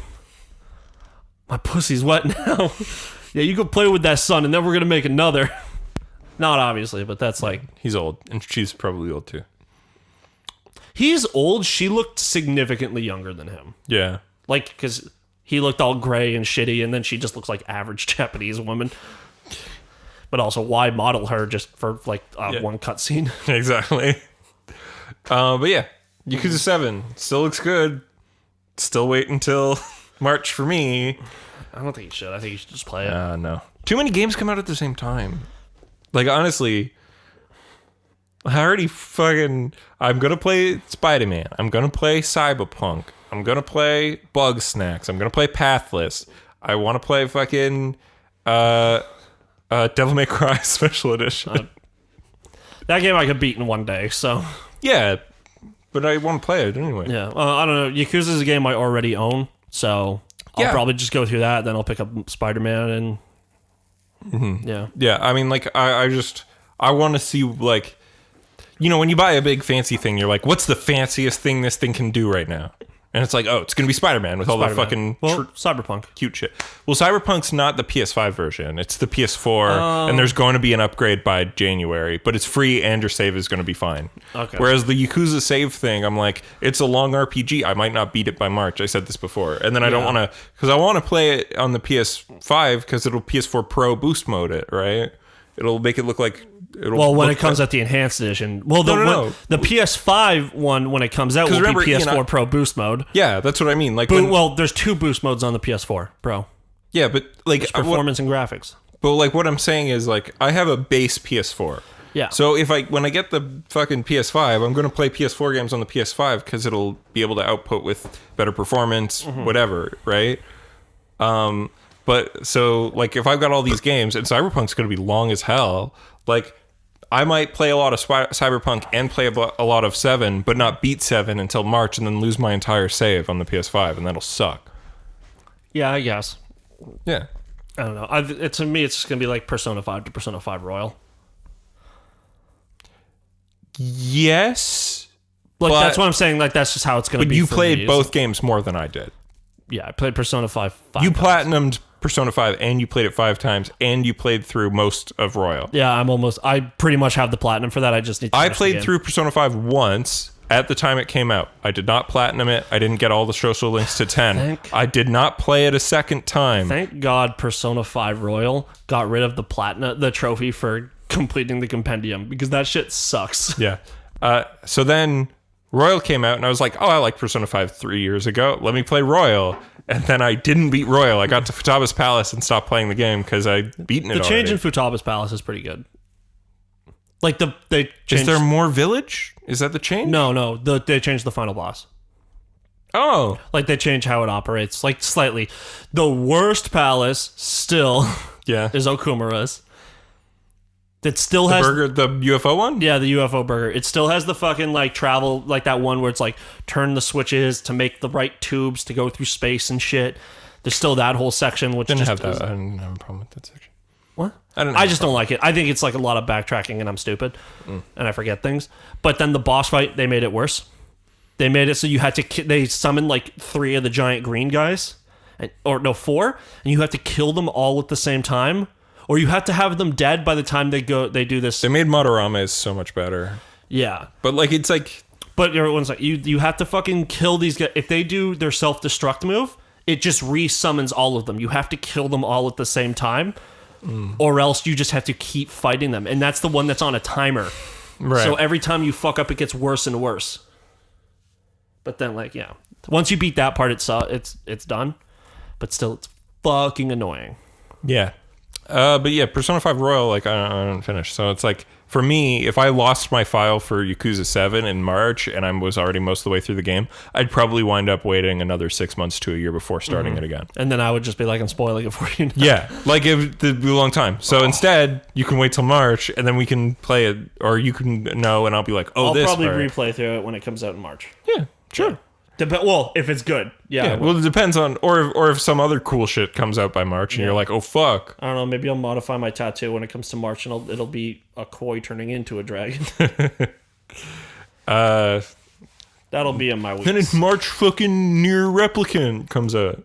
And you want to play that, and I'll want to play that actually because it looks dope. I pre-ordered the fucking version from Square Enix's website in the big white box because I'm a sucker for Nier.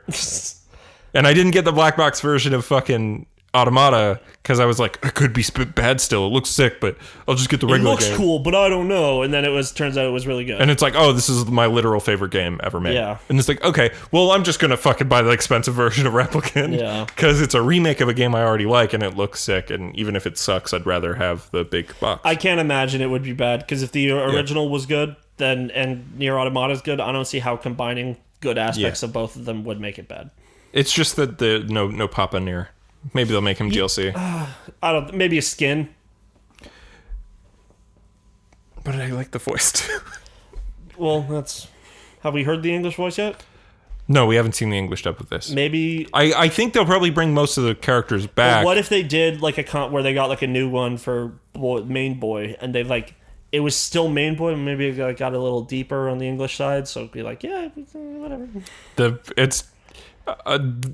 Papa Nier is Sojiro in Persona 5. Oh man, I wish it was Papa Nier now.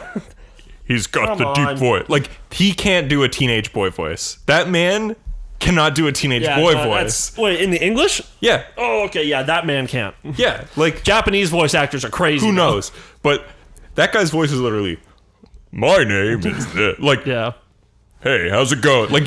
There's a guy I've been hearing how does that person... a lot about. He plays fucking Among Us with PewDiePie, so like his name comes up on TikTok. So he's a racist, is what you're telling me? Not everyone. His name's Corpse. Yeah. Well, it's like his gaming channel is like Corpse Husband, but he just dropped a song. His voice is so deep, that like literally people the first time they hear it, they go, "What? I'm horny." Brent Daniel has a deep voice too. Yeah. All right, cool. Where were we now? Yakuza stuff. Yakuza. Great series. Yeah. Play Yakuza. I'm such a mess. I don't know how to deal with this. Is that Bakami Tai but English? Yeah. Okay. I'm still going to play those games in Japanese. Oh, yeah, me too. But, like, hey. Maybe second playthrough I'll try English. I said I would do that with Judgment, though, and I haven't, because I also haven't started the playthrough again. Because that game is I like Judgment's English dub. long. I've heard a good amount of it, like, through trailers and things, and I like it. I've seen, like, some scenes. Yakuza 7, I'm, like, not digging the dub, but that's more just because it's weird. You know what I mean? Like, yeah, Yakuza 7's the weirder one. I'm so familiar with the franchise. Like, it's just the English is weird to me. Especially, like, the first time, like, Majima shows up, and it's like, he doesn't roll the R's when he says Kiryu-chan. So, Ian, I have a secret for you. What? On Twitter... the guy who played Kiryu in the 2006 Yakuza 1 dub has been implying that he's back. Was he good? Or was he bad? Yeah, he's alright. Okay. Also, it's been 14 years. People can improve their craft. Like I would say, be like the guy, like Chris Sabat was not good in Dragon Ball Z, but he's great in everything else now. But Ian, what? If he's coming back? No. Mark Hamill is not coming back. He might. No. He's only in like one scene of this game. It'd be pretty cheap to bring him back. Isn't Majima... Majima's a summon. Yeah, but like he's... but the summon... When he's a summon, he's not going to have more... No, I think he's going to have a small handful of lines, but in terms of an actual scene with real amounts of voice acting, well, I've seen, he's just in like two... I told you before I spoiled myself on the scene where Kiryu actually comes back. Majima is in that scene. Yeah. But he's with the team of like... he's with Ichiban. So I think he's going to be like an advisor to you. Yeah, but I think most of that is like... I think in terms of actual scenes... Look, Mark Hamill's not doing anything else right now. Yeah, like he could come back.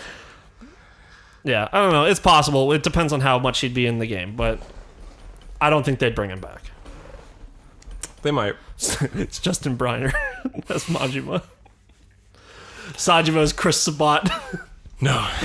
Well, Chris Sabat as Sajima would be fine. Yeah, I just think Chris Sabat, he has this... He's like... It'll probably wind up being fucking Travis Willingham. I'd be fine with that. I like Travis Willingham. He's fine. Matt Mercer would be cool, too. But Matt Mercer's in Judgment. Yeah. Yeah, so... Troy Baker. The other... As who? Majima? As just someone. Nah, I think the dub's probably too big. They probably couldn't afford like the higher end guys. Yeah. It's probably gonna be like lesser names. Like we're probably gonna get a couple anime voice actors. I mean, we got fucking. Here's the thing. Like, you're saying that the main villain of the game is voiced by George Takei in English. Really? Yeah. That's wild. Yeah. Damn. So, like, again, they could get Mark Hamill. Is it the main villain or is it the outwardly showing main villain? Because you know how Yakuza works, where like you think like, oh, the villain of Yakuza 6 is the guy who white suit. I think the guy who betrays Ichiban, like the. I'm just gonna look up the Yakuza 7. You remember how the guy who betrays Ichiban? Yeah, like at the in beginning of the trailer. Yeah. But then also That he's guy- not that's- really because someone patched you up somehow. Yeah, but that's George Takei. Okay. So he's important. He's playing an important character throughout the narrative. Right? Yeah, but like he could be like Beat Takeshi. Actually, Beat Takeshi's a lot. yeah, he's in a lot of that game, and he's a big name in Japan. Also, I love the like callbacks later on when you find out, like, you know, you go to beat up white suit guy. Can't remember his Yeah. name right now. No, I don't. Suna something. Yeah. Where you Beat Takeshi's like, here, put on these masks, and they're like, why isn't that a little old fashioned? Like, nah, it always works. But I used to have to go beat the shit out of guys higher up than me. And hide that it was me, and then it's like later on you figure out it's like, oh, the reason why he had all those masks is because he's a hitman. Yeah. Works. God damn it! Why is there's like no fucking there's no good like news source for this right now. List. Okay. An ESRB goof has revealed that Microsoft and Bethesda already have something up their sleeve. The Arcane Collection and Wolfenstein Alt History Collection have both been rated for the Xbox Series X. So it looks like they're going to get enhanced ports of all those games or whatever, or just a collection. Arcane Collection would be probably Dishonored 1, 2, and Death of the Outsider, along with Prey. I hate Screen Rant so much. Yeah. I'm going through, and there just says only one other Yakuza game has an English localization. Clearly, like It's Yakuza 1. it's Yakuza 1, but also Judgment. Judgment's a Yakuza game. Well, It doesn't have the name, but it's a Yakuza game. yeah. Takes place It's in the same universe. universe. Yeah. Anyways. So, wait, what were the games? I was reading. And Arcane Collection and Wolfenstein Alt History Collection. Okay. Arcane Collection, probably be all the games done by Arcane, which are Dishonored, Dishonored 2, Death of the Outsider, and Prey. Okay. Right, and I would assume. And then Wolfenstein Alt History, it's probably going to be Wolfenstein 1, 2, and Youngblood. So, Colossus, Order, and Youngblood. Yeah. Okay. And probably like enhanced for the Xbox Series X only or something. Yeah, they've only been rated for the Xbox Series X, so... So, and also they just bought them. So Yeah. Yeah. So Or maybe it it's was probably just being made, and Microsoft now having an in at like what they were making was just like, that's an Xbox game now Yeah. only. Probably just a quick and easy port. Or no, I'm saying it was probably already being developed for the consoles for both. that just not announced, and then they came in and said remove the PS5 off of it, Yeah. make it Xbox only. They can't do that for Ghostwire Tokyo You can't do it for Ghostwire or Deathloop. Deathloop. Which Deathloop was a PS exclusive, wasn't it? It's PS5 exclusive, yeah. It'll probably be a timed exclusive now. Yeah. I bet it'll be timed, but again, the ink's already dry, so they're not gonna... Yeah. They can't just be like, it's multiplat. Kind of, I hope it goes multiplat because it's a first-person shooter, so I'd like to play No, on it's PC. just... It's...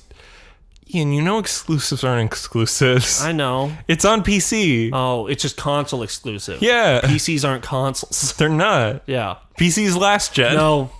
Stop naming things, by the way, with things I straight up don't believe. Because Anthony keeps sending me messages for the past 2 weeks, and he like says PC is so last gen. He's like, were you even on this episode?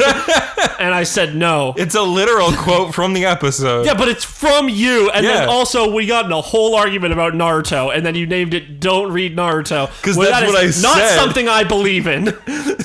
Believe it, Ian. Believe it. Don't watch the Naruto English stuff. So, anyways, yeah, Because I was yelling at you to not read Naruto. But your argument was so shit. What? About why you don't like Naruto.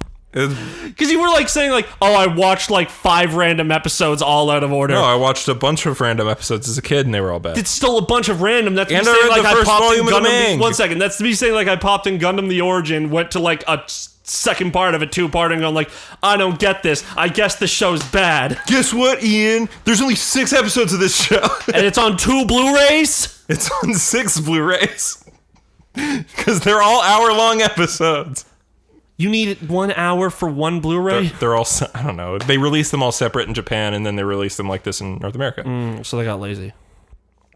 Because that's how Japan always does it. Like, you can, after so four episodes of an anime air, they'll put out a Blu-ray for it. The way this show works is that it was 6 theatrical movies that are all only 1 hour long that were released between 2015 and 2017. This one's so much heavier. Because it's got 4 discs in it. And this one only has 2? Yeah. Oh, okay. So, all right. So when you said 6 Blu-rays, I thought you only had the first 2 or something. No. So it's 6 1-hour movies. Yeah. Okay. So anyways, I watched one random movie and I think it's bad. Honestly, this is each one has a nice little recap, so you'd actually probably be able to get it. No, I still would need to watch the whole thing. Yeah. Recaps are good for people who have just been away from a series for too long. Yeah. Like, no one's started an episode of Dragon Ball Z in the middle and been like, oh, cool, they're fighting Frieza on planet Namek. Who are all these people still? Yeah. That's why Dragon Ball's rough Dragon Ball Z is harder to get into as an adult. Yeah. Because you, like, open it up and, like, who's Goku? Who are these 5 people he's introducing his son to? Why? Yeah, he has a monkey tail. Now he's an alien? Okay. What about the part where somebody name drops the Z Warriors as if that's something that makes any sense? Yeah. And has ever been uttered in the entire show? Yeah, and also, why does Piccolo hate this man so much? Mm-hmm. Like, he's green, he looks different. Is Piccolo a racist? Like Deku? Yeah. That was such a... What did Deku mean by this? Because in Jump Force, when Piccolo shows up, he says, a villain! And it's like, Deku's Confirmed. a racist. Yeah. Confirmed Deku for racism. Yeah.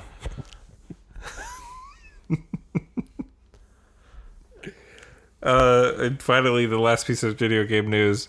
Fucking Mortal Kombat 11 adds fucking Rambo as a character. Yeah. They also added Melina, but now but that's less cool. she doesn't have her sexy lips anymore. Now she just has a whole fucked up mouth. She never had sexy lips. Did you not see her in 10? No, she wore a mask. She wears a mask and everything, but she always has lips below it. That she had scary face below it. 1 second. It's always scary face, but it's like in MKX she had like lips over top of the scary face? Yeah, I think it was X. 1 second. Yeah. Oh, that's all. That looks really bad. Yeah, that's like she has... I'm glad they returned to just the fucked up face. Well, because classic Melina did kind of look like the fucked up face, but then that one they were just like, no, now she has like that long mouth, but then she has Tina cells. Yeah, that's a weird choice to have the teeth on the outside. I don't really like the teeth in the new one. You know what? Never mind. I never liked her teeth because that's her teeth in the older games. Yeah, the one on the left makes more sense to me, at least. It's Baraka, but with like a normal face everywhere else. Yeah. But yeah, then they announced like a next gen version of 11 with all the DLC. Yeah, which is cool. My question for Rambo: is he a reskin of Chris Redfield from Marvel vs. Capcom 3? Only time will tell. Probably not. Those games aren't related. I know. They also play completely different. I know. Just thought that was a funny thing to add because Chris Redfield is just all guns in that game. Oh yeah. He's just like bam, bam, bam. They have too many gun characters in Mortal Kombat. Mortal Kombat. I was gonna say Marvel vs. Capcom. No, but like, I mean, yes, but no. Mortal Kombat has like a lot of characters where it's like they can just zone you out with guns really easily. Yeah, I haven't touched a Mortal Kombat. Zoners are the scum of the earth. Fuck you. No, but like when 80% of the roster the last is Mortal Kombat zoning, game I played was Injustice 1. Yeah, but that also had a ton of zoners, and it's like, what? Like, zoning's fine when it's like on a couple characters, but when it's like every character, like 70% of the roster has like good zoning moves. Yeah. Why play anyone else? Yeah, it should be everybody or very few people. Everybody. It's like 2 or everybody. Like. Yeah. Or like give everyone like they're still fighters, but they have like the ability to have like a long ranged attack. Green Arrow, I think, was a really balanced character in Injustice 1. I can't remember. I mostly played the Flash, which sucks because the Flash is not a fucking fun character in that game. What do you mean? Just because Flash, like, he's just kind of hard. Yeah, I know, but I played him the most. Yeah. Actually, did I play the Flash the most? I feel like I did. I feel like you played Batgirl the most. No, that would be modern me, but we played that was like high school, so or like just out of high school. Out of high school. So I probably played the Flash the most. So I didn't have my my only playing waifus thing. I was playing Grand Blue with Anthony, and like we went through the whole roster, and I didn't touch a single male character. Oh, I want to play Grand Blue. I heard it's good. Good. Do you have Parsec? No. Get Parsec, then we can play. Okay. Because then you don't have to buy the game. Yeah. I bought Undernight and Birth EXE late clear. Yeah, online's not bad for that, but like I only touched it once because I remember you were like, "Oh yeah, I'm playing a lot of that," and I was like, "Oh, I'll grab it. It looks cool." And I played it for 5 minutes. Grand Blue has like a shitty meter. Yeah, that's about it. Like the meter's shitty, or the meter, or is there a meter that judges something that's not usually judged in most games, and that's shitty? No, okay, so you can do all your supers by pressing like R1 and a direction, and if you press like R1 plus triangle and the direction, then you do a super version of it. Okay. You can also do quarter circles if you don't want to use R1. Okay. But it's like R1 forward is a move, R1 back is a move, R1 down, and R1 up are all moves. I actually think up and down are the same. Maybe Chris can play this game then, because he can't do quarter circles. Can he not? No, he can't do motions. He hates motions. He thinks motions are bad. And yeah, he might be into this one a little more. But yeah, but then he's a scrub. Then they have a meter. Yeah, where you can do like a quarter circle R1. So to do your super, you have to do a quarter circle. So it has specials, it has heavy specials and supers. Yeah. Okay. But the meter is only for your super. Oh shit! So it doesn't go down at all when you do your specials. No, so you can spam. So you can just fucking Hadouken forever. Yeah. Well, there's a cooldown on your specials. It's kind of like using moves in like an MMO. Okay. So like, yeah, I can do my R1 forward or my quarter circle forward square. Fucking imagine just like infinite like weak shore use. Just like yeah, so you can do as long as it's only like a 2-second cooldown. Yeah. So like if you had a move that knocked them really far away, you could probably just like you could just zone the fuck out of something. Fucking shore you, they fall away, and then you just sit there and block and then do it again like. But then if you keep actually getting caught by that, you're kind of fucking stupid. Yeah. Yeah, so it doesn't have inputs. You do have to do an input for your super, but it's a super that does like half your health. So you kind of need to know how to fucking do it. But it's like also does it have the classic Arxis waste an entire meter and you can only do it once, but it's a one hit? No. That's only in Guilty Gear. I thought it was in BlazBlue as well. Maybe. I have no idea. I think it's only in Guilty Gear. I haven't actually played a real BlazBlue game. Okay. I've only played Tag. Yeah.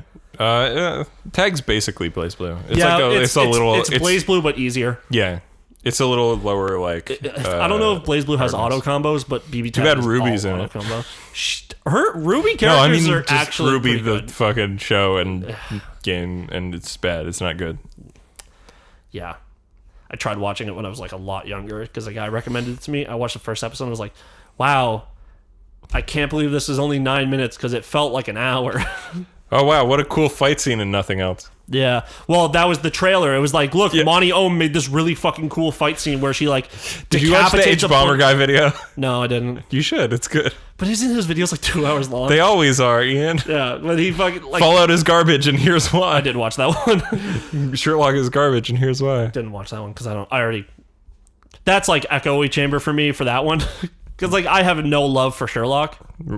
I liked the show quite a bit. But like I never watched it. I was just like Chris and Emma were obsessed with it forever. So I'm like, oh, I hate it. But then whenever someone told me about it, I'm like, I still don't like it. See, because here's the thing. I'm like, it would be wrong of me to recommend it to Ian. But I know Ian would like the show. Maybe. I don't know.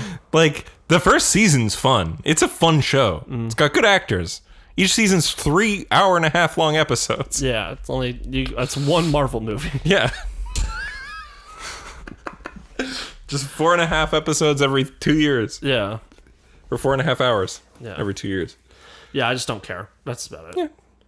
You might like the show. Maybe, I don't know. Right. Maybe I'll watch Enola Holmes instead. Enola Holmes looks fun. Because also, did you see the JoJo edit where somebody made it so that fucking Henry Cavill is Jonathan, and they edited the other guy to Zappelli. No, I didn't. It was like a Photoshop. It was Watson? funny. They made Watson look like Zappelli? No, it's Mycroft. Mycroft? Okay, sure. Yeah, the Sherlock's brother. I didn't know Sherlock had a brother. All right, man. I only know... You know that if you watch the TV show Sherlock, where Mycroft's a really important character. Sure. He's played by, what's his name? I don't remember. It's not a big deal. Do you like queer baiting, Ian? You'd love Sherlock. I actually don't. Do you like shows where they imply homosexuality but never pay it off because that would be wrong? Well, nothing wrong with that. Yeah. No, I don't care. Anyways, what were we even talking about? We were talking about Mortal Kombat 11. Oh, yeah. I love it when we do that. Anyways, Mortal Kombat 11. Apparently Cool. a pretty good game now. Maybe I'll check it out with that Ultimate Edition because it's got all the DLC. Buy it when it's an Ultimate Edition. Yep. I heard Injustice 2 was good, and I was going to check it out when it became an Ultimate Edition, but I didn't. I have it. I played a bit of it. I don't like it that much. The story mode has such beautiful animations, though. I don't even know if you're memeing or not. No, it does. It actually looks great. That game looks incredible in the story mode. Cutscenes are awesome. Just when you're like, it has beautiful animations. You're like laughing like it's a joke. Because honestly, I'm picturing how hot our Harley Quinn is in my brain. Yeah. I'm a man. Oh no, yeah, no, straight up I am too. I'm a heterosexual man, damn I like it when my Harley Quinn's hot, and I'm tired of pretending like she isn't. I'm tired of men and all looking the same though. Yeah. Ooh, I'm jacked. Why do you keep giving Superman blue eyes? You're just helping out. Perpetuating a stereotype. You're perpetuating that thing that shitty guy artist did in like the 60s and 70s because Jerry Siegel and Joel Schuster. Superman was canonically Jewish and he had brown eyes. And then you made him have blue eyes and just be white. Why you do that for decades, DC? Oh, were the Kents Jewish? Yeah. Oh, okay. In the original comics.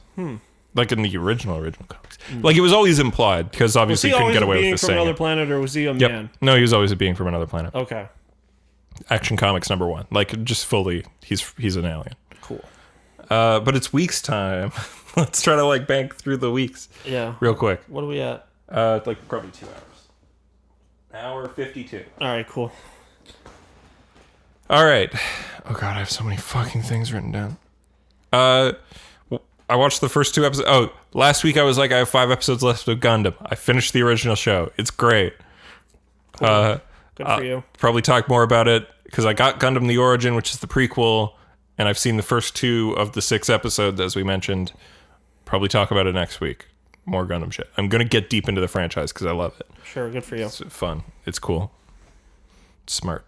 But yeah, it's great. Naruto's smart. Naruto's not smart. Yeah, it is. What does Naruto have to say about war or the human condition? It's bad. That's how is it bad? It's bad because people die. Oh, well, in Gundam, it's bad because people fight for things that they don't see any benefit from, and it's all the young and virile fight for the old and the people who already have things. Cool. So what they're saying is that war is bad? What they're saying is I feel that like Naruto said the same thing. I feel like Gundam came first. I don't think so. Also, Gundam better. Nah. How many movies does Gundam have? Those 6 don't count. That's a TV show. Those 6. There's I think there's 6 Gundam Unicorn movies. There's Gundam F91. There's Gundam Narrative. There's the 3 Hathaway's Flash movies that are coming out in the next couple years. There's would you count the little like 3 ones from Gundam Wing? Would you count anything outside of UC Gundam? No. Okay, no. So just UC. So then, yeah, Char's Counterattack, the 3 movie version compilation of Gundam, the 3 movie compilation of Zeta Gundam, not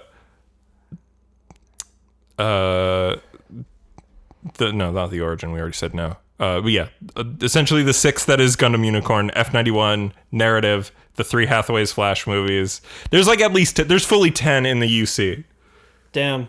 So they have like 15 bad movies where Naruto has like 5 good ones? Damn. Actually, Naruto does not have 5 whole good movies. That's like 3. And all of the Gundam movies, save for like maybe F91, are pretty good. I'm going to say 4. Oh, shit. F91 and G Savior are the bad ones. And like people will argue about F91. Because F91 is just like, it was supposed to be a show, but it feels more like a compilation movie because it was just a movie. But it's a compilation movie for a show that doesn't exist. Okay. Weird. Because they didn't decide between being a show and a movie, but they'd already written it. So how did they put it out? In a movie. So like what? A show that was supposed to be like 6 hours became like a 2-hour movie? Essentially. Like they just hadn't decided. Okay. But also people are like, it's basically just Star Wars. But, you know. Wow, I can't believe they ripped off Star Wars. Where Naruto's never ripped off anything. I couldn't think of a single thing Naruto ripped off. Yeah, they definitely don't have 2 characters that are practically the same character. Yeah. I don't think Hunter x Hunter, I've never heard of that. Yeah, what the fuck is that? Also, it's Yu Yu Hakusho they ripped off. They did both. Did they? Yeah. Sasuke ripped off the fucking Killua. He's just Killua. He's Hiei. Or he's... I think he's both. I think there's a lot of both. I think it's more Hiei. I've heard he ripped off both shows. Well, okay, if he's Killua, I think is just a kid whose parents were killed. Where the character who's more like that has like the same thing as Sasuke is like Kurapika, the femboy, who's like I have a special eye jutsu or whatever the fuck, and my whole family was murdered. I think Kishimoto ripped off both. I think we can agree on that. I think he's just a fan and was like, that sounds cool. I'm gonna make a character.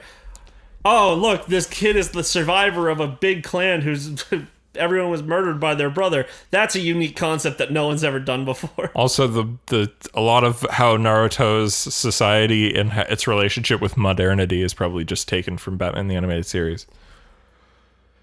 When was Batman the... No. 1992. You don't get to do that one. Yeah. You don't get to say that one. Why? In Naruto, all the TVs are black and white, and same is true about Batman the Animated Series. No, it's not. The TVs in Naruto have color. Not in the manga. Of course not in the manga, you fucking idiot!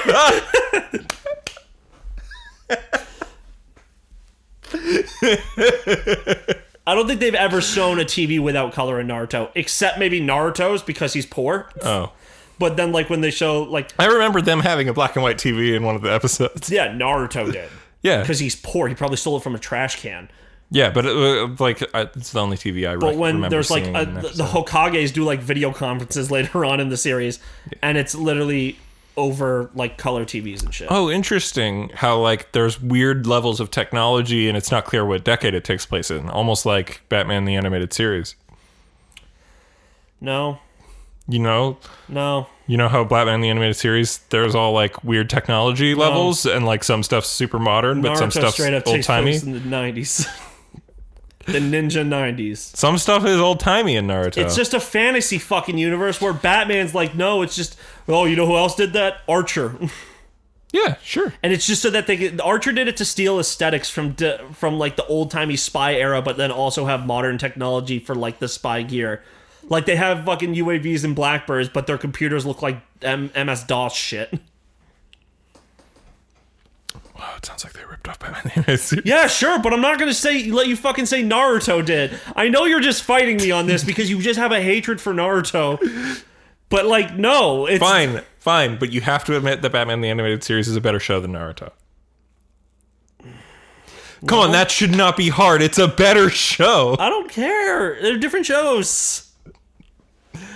Batman had parents for a bit. Naruto never did. What, did he just fucking pop out of nothing? They died the day he was born. Ooh, okay, so it sounds like really ripping off Batman. Batman wasn't born in Crime Alley. Oh, yeah, he was 10. Sorry. Batman was born in Crime Alley. Bruce Wayne was not. So what you're saying is they stole it from Batman, made it take place 10 years earlier. Move on, we do not have the time for this. I know you're enjoying. If you fucking like name this something like Naruto ripped off Batman the Animated Series, I'm going to kill you. I'll probably just call it Naruto's worse than No, Batman. stop it. Stop doing that.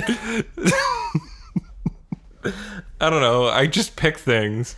Stop it. I just pick things to name it after. Stop it. Stop naming things. This is the episode with no fucking name. Fine, I'll just call it that. There we go. What else? I'll probably take the fucking So out of the it. Gundam fucking shit is cool. Gundam's cool. Didn't mean to talk about it for very long. What do you have? I don't know. All right, so I got a tattoo last week, and Oh. the tattoo artist was cute as fuck. yeah, Bro, I'm a simp. were you like, oh, could you please give me a please stab my arm give me a more. tattoo? Yeah, well, give me a tattoo for free. Because the apprentices don't actually have to. You don't have to pay them, Yeah. but you do if you're not a. Were you like, scumbag. she touched my arm? No, okay, there was a point. No, obviously, like, I was literally be like, a woman hasn't like interacted with me in so long. What if I get a boner? But then as soon as I'm there, I'm like, oh no, this is like, it's like going to the doctor pretty much. Oh, yeah. Like it's a very sanitized environment, and like, you know, touching all up on my arm the whole time. Shit, bro, I think she likes me. Yeah. No, that's a joke. Respect women in their field of work. Oh yeah, for sure. Yeah. This is all a joke. That is 1,000% the vibe. I've been in situations where I've gotten the touch on the arm and I go for a second. Yeah, but like, so the whole time she's like, you know, doing her thing. But then there's a part where she had to lean over to like get something, and like her whole body was against my back, and I'm like, I haven't felt the touch of a woman in so long. Oh my god, Quarantine. Quarantine's a motherfucker. yeah. So I was just like, oh, it's hype. Yeah. Yeah. Then the real fun thing when it's Apprentice is like literally every person in the shop walks past and they're just staring at you the whole time. Yeah, but it's real good. Took a long time because she had to go slow because she's new at it. Yeah. It looks cool. Yeah, I'm very scabby. Ugh. Well, not really. It's like, It's a cool core. yeah, it's not done. Is it going to turn into a dragon? Yeah, we're actually just gonna do a dragon over top of it. Hell yeah. Just get the smaller version of Kiryu's tattoo. No, that's too much detail. It's like way too much detail. Yeah. Yeah. But also, she said that when she was like, "Oh yeah, it's a large tattoo," and I was like, "Oh no," because this is large. Yeah. But I was like, "Oh no, what if she thinks I'm like coming in for like a back full piece or back. something?" And I'm like, "I'm not trying to be niche key." Yeah. So yeah, then she was like, "Large as this." She actually gave me a smaller version. I'm like, "No, give me the bigger version. Just cover the whole fucking area." Yeah. Who cares? Yeah. So I did that. That was cool. Fuck parking in Toronto. Oh yeah. Like I parked like 10 minutes away, but you know, I'm on Waze. They fucking have a thing in there because when you go on Google Maps, it just like says, here's the place. And it's like, now go find parking yourself, dickhead. But on Waze, it has it built in, like listed parking lots. 3 in a row I went to closed or non-existent. Oh. And then on the fourth one, it was like, just park on the side of the road. I'm like, no, I can't parallel park worth shit anymore. Oh, Jesus Christ. Yeah. Parallel parking sucks. Then I fucking finally went back to the one. I went back to the first one I went to, and there was a parking lot across the street. The pin was just in the wrong spot. Oh, shit. And I was stressed looking for parking, so I missed it. Yeah, so. That sucks. Yeah. But hey, you got the thing. That's cool. Yeah, I got it. I was late, but so was she. Hell yeah. So it wasn't that big of a deal. That's cool. But also, yeah, if there's a hot woman in a place, just respect her. She's there doing her job. Yeah. Yeah. Respect. Respect women. What else did you do? Well, right after the podcast last time, I watched. Masturbated. No. Oh. I watched the movie The Big Boss. Is that a Metal Gear Solid movie? No. It's a Bruce Lee movie. Part of the Bruce Lee What are you Greatest talking Hits about? box set. Damn it. I was gonna say, what are you talking about? This movie's called The Greatest Hits. Anyway, so how was that? It's a cool movie. It's again, like when you watch old God. martial arts movie, it's like, oh yeah, the stunts and fights are fun, but the story's never usually very good. Wasn't Chris saying he was gonna start watching Bruce Lee movies? I don't remember when Chris said that. I think he might have said it while we were playing something together. Okay. But I think it's definitely because it's like Eye Patch Wolf videos. Oh yeah. Yeah. Hey man, honestly, they're fun. I want to watch some more. The Big Boss is cool. Yeah. Is Bruce Lee the big boss? No, the Does he big beat boss. up a is the bad man guy. named Big Boss? Not named, but it's more like he's the original. It's a whole thing. Cool. That's a Japanese film. Did you watch this one? No, I have not seen it yet. Damn. Don't do that. These are all ones that I want to watch. Sam Neill, John Carpenter's In the Mouth of Madness. Yeah, I want to watch that because it's spooky season. And same with this movie. This is the one that stars Anthony Hopkins, yeah. Yep. There we go. Gotta put him back in order. Yes. But yeah. Police Bureau 2- or Detective Bureau 2-3, go to hell, you bastards. This is the other one that we So were talking about. how emotional were you the whole time you were watching the Bruce Lee movie, though? Would you like stand up and start karate chopping the air because you were Not just really. so hyped? It was just like, oh, this is cool. Yeah, that's good. Hell yeah. All right, so I watched. Was that it? That was it for the big boss. Okay, so I watched Captain America: Civil War. Okay. Movie's good. It's fine. It's a yeah. fun movie. Yeah. It's good. I like it. Yeah. Black Panther's great. Rip in peace. R.I.P. Yeah. Really good dude. Yeah. Honestly, that movie is just like really good, and that's about it. It's, yeah. It's got the.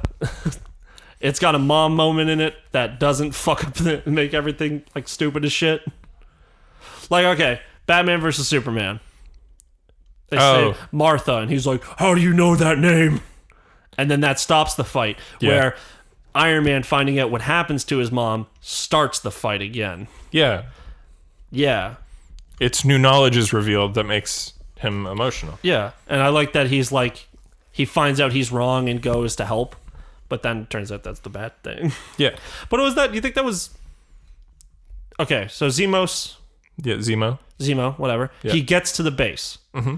Did he plan for them to find the body and then him get the new information that would have him end up going there? That was his plan the whole time. Remember, he says to Black Panther, he's like, this was my plan. I wanted to break up the Avengers. But then how would he know that the body would be discovered on that day where he found the new information, Iron Man got it, and then he would go and fight them, and then he would get the information there? Because Iron Man Tony Stark only goes there because the signing of the documents was always going to happen. Yeah. Right? This was a planned situation. And then he's like, I'm going to make Bucky do a thing because I know likes Bucky. I have that info. Yeah. Because he already had a lot of the Winter Soldiers' info, right? Remember, he's like, killing all those people to get the info at the beginning of the film. Well, because he got it because Sokovia happens. Yeah. Then Winter Soldier happens and all the info gets dumped on the internet. He found out because of Hydra's thing with the Winter Soldier, he tracks down the guy so he can get the book. Because I'm sure in the Hydra files as well, he found out that Steve Rogers had this buddy. Yeah. And so he figures that shit out and he's like, okay, well, I know that they did because remember, Cap saw the info that he was killed by the parents were killed by Winter Soldier. Yeah. Right? So this is all info that Baron Zemo has. He's like, I'm going to get the Avengers to try to go to this place to stop the thing so that Iron Man can figure this info out about and break up the Avengers. Okay, but the explosive end fight in the fucking, in the missile bay thing, there's no way he could have planned for that to happen. That was happenstance. Because the airport, you mean? No, the airport fight was always going to happen. Yeah. But them going to the bunker, they were being led to the bunker to stop the other Winter Soldier. They thought they were going to stop the other Winter Soldiers from waking up. Yeah. They get there. They're all already dead. Then... Because Zemo killed them. Yeah, and Zemo announces his plan to kill the Avengers. Yeah. Well, kill the idea of the Avengers. But then there's not, Iron Man might not have shown up if he didn't get the pity from Sam by saying, I believe him, but he only believed that... Tony Stark only admitted he was wrong because he found out that the guy doing the interrogation was actually a fake. Yeah. But they never found the body... Did Zemo plan for that body to be found and for the police to... The body in the apartment. The guy he killed and took his place. It was a hotel. Oh, sorry. It was a hotel. Yeah. I mean, yeah, you kill somebody in a hotel room, somebody finds it. It just worked out really well. Like the timing. Well, I mean, if he didn't pay for an extra night, you're going to check on the room. He knew the body would be found within 24 hours. And also he had a standard breakfast that would come every day. Yeah. I'm just trying to figure out the timing now. Actually, no. I mean, any plan in a movie is written ahead of time backwards. Yeah, right? I guess Secretary Ross though did say you had 36 hours, so it would kind of make sense. To get to that point.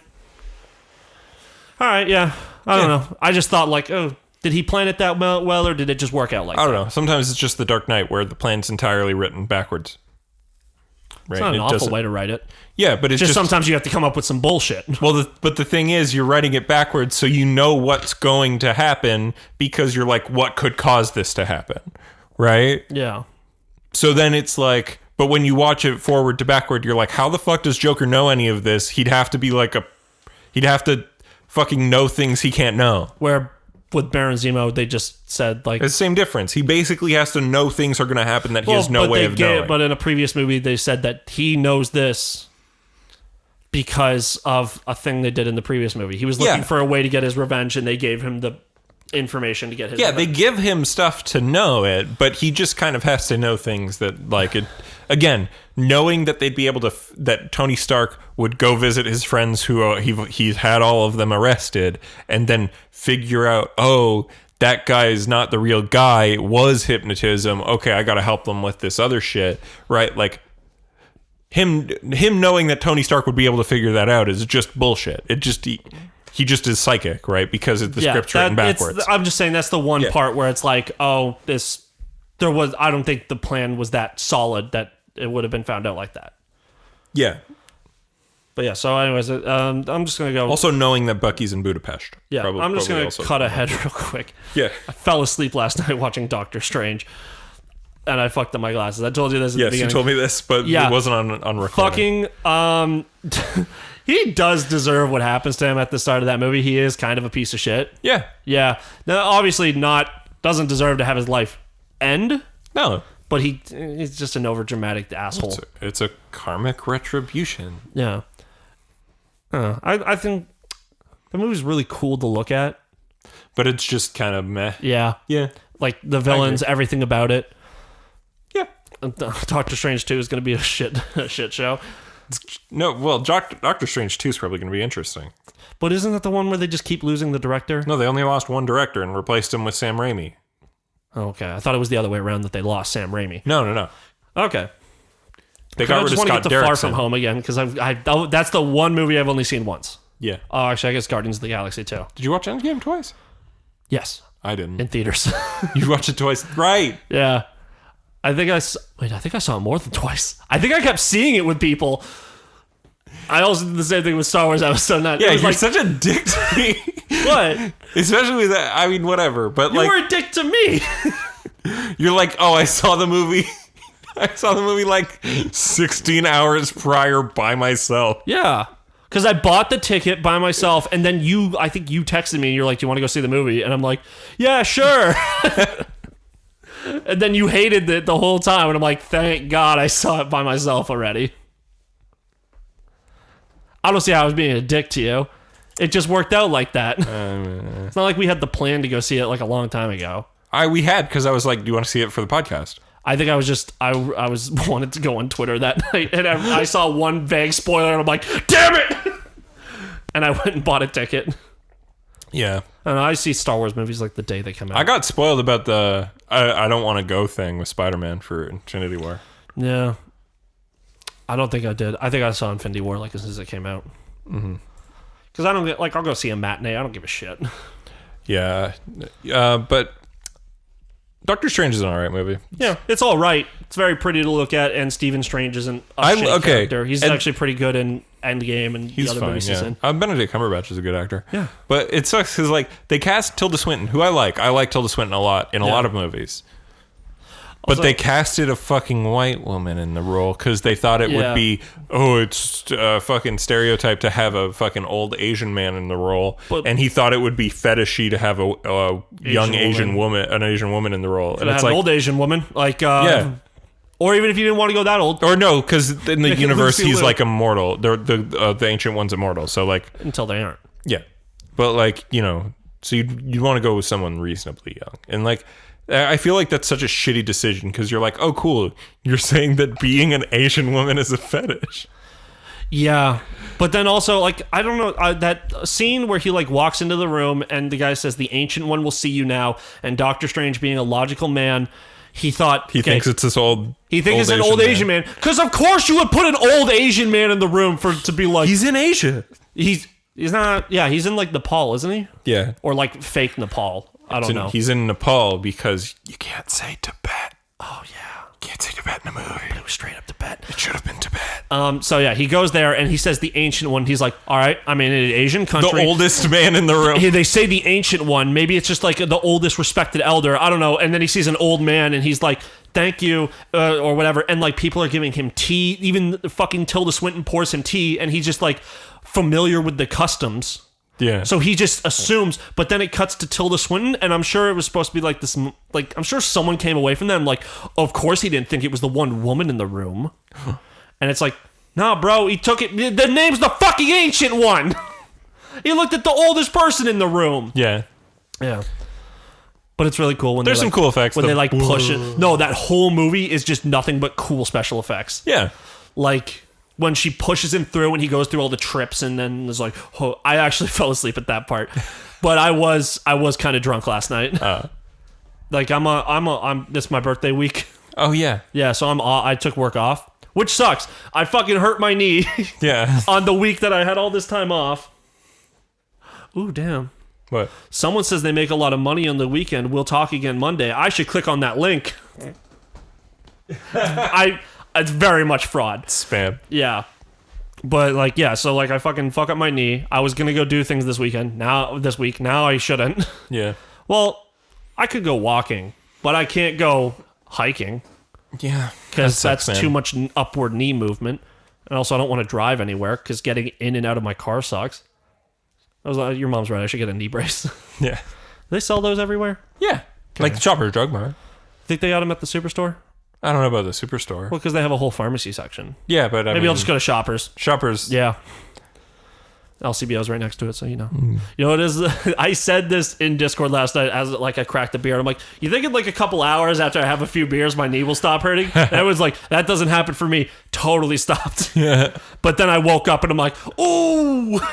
It's like all of the pain, you just deferred it, and it hurt more. Yeah. Also because it was staying in one position. When I leave my light, like, you know, kind of have been going through the pain, like I just hurt myself a bit there because it does...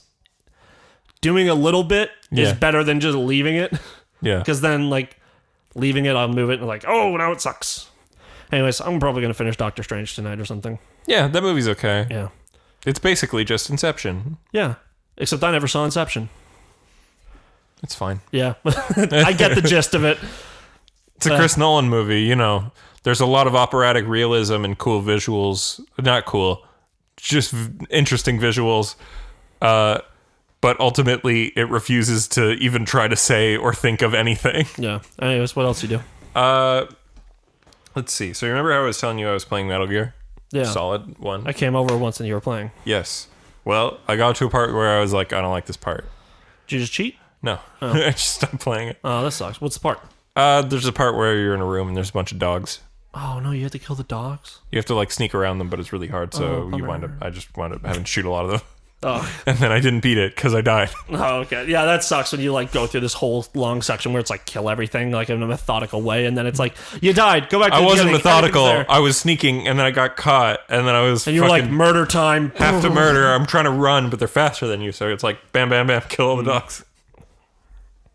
Yeah, is that all? No. So I was like, but you know what? I'm on a PS1 vibe, so I bought some PS1 games for my PS3 over the PSN. Nice. What'd you get? Vagrant Story, which is a really cool game.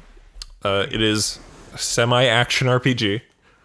It's really fucking awesome. It's like, so okay. So you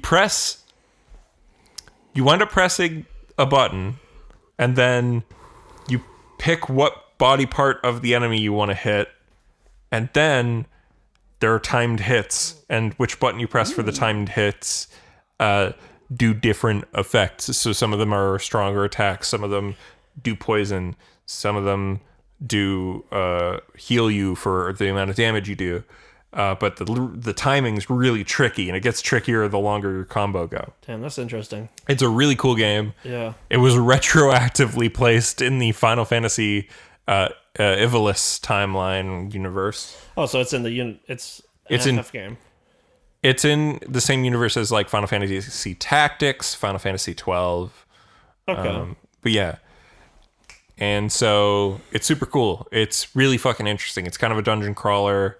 It's really sick. Honestly, just look it up. Maybe you might want to emulate it and try it. It's fun. It does sound cool.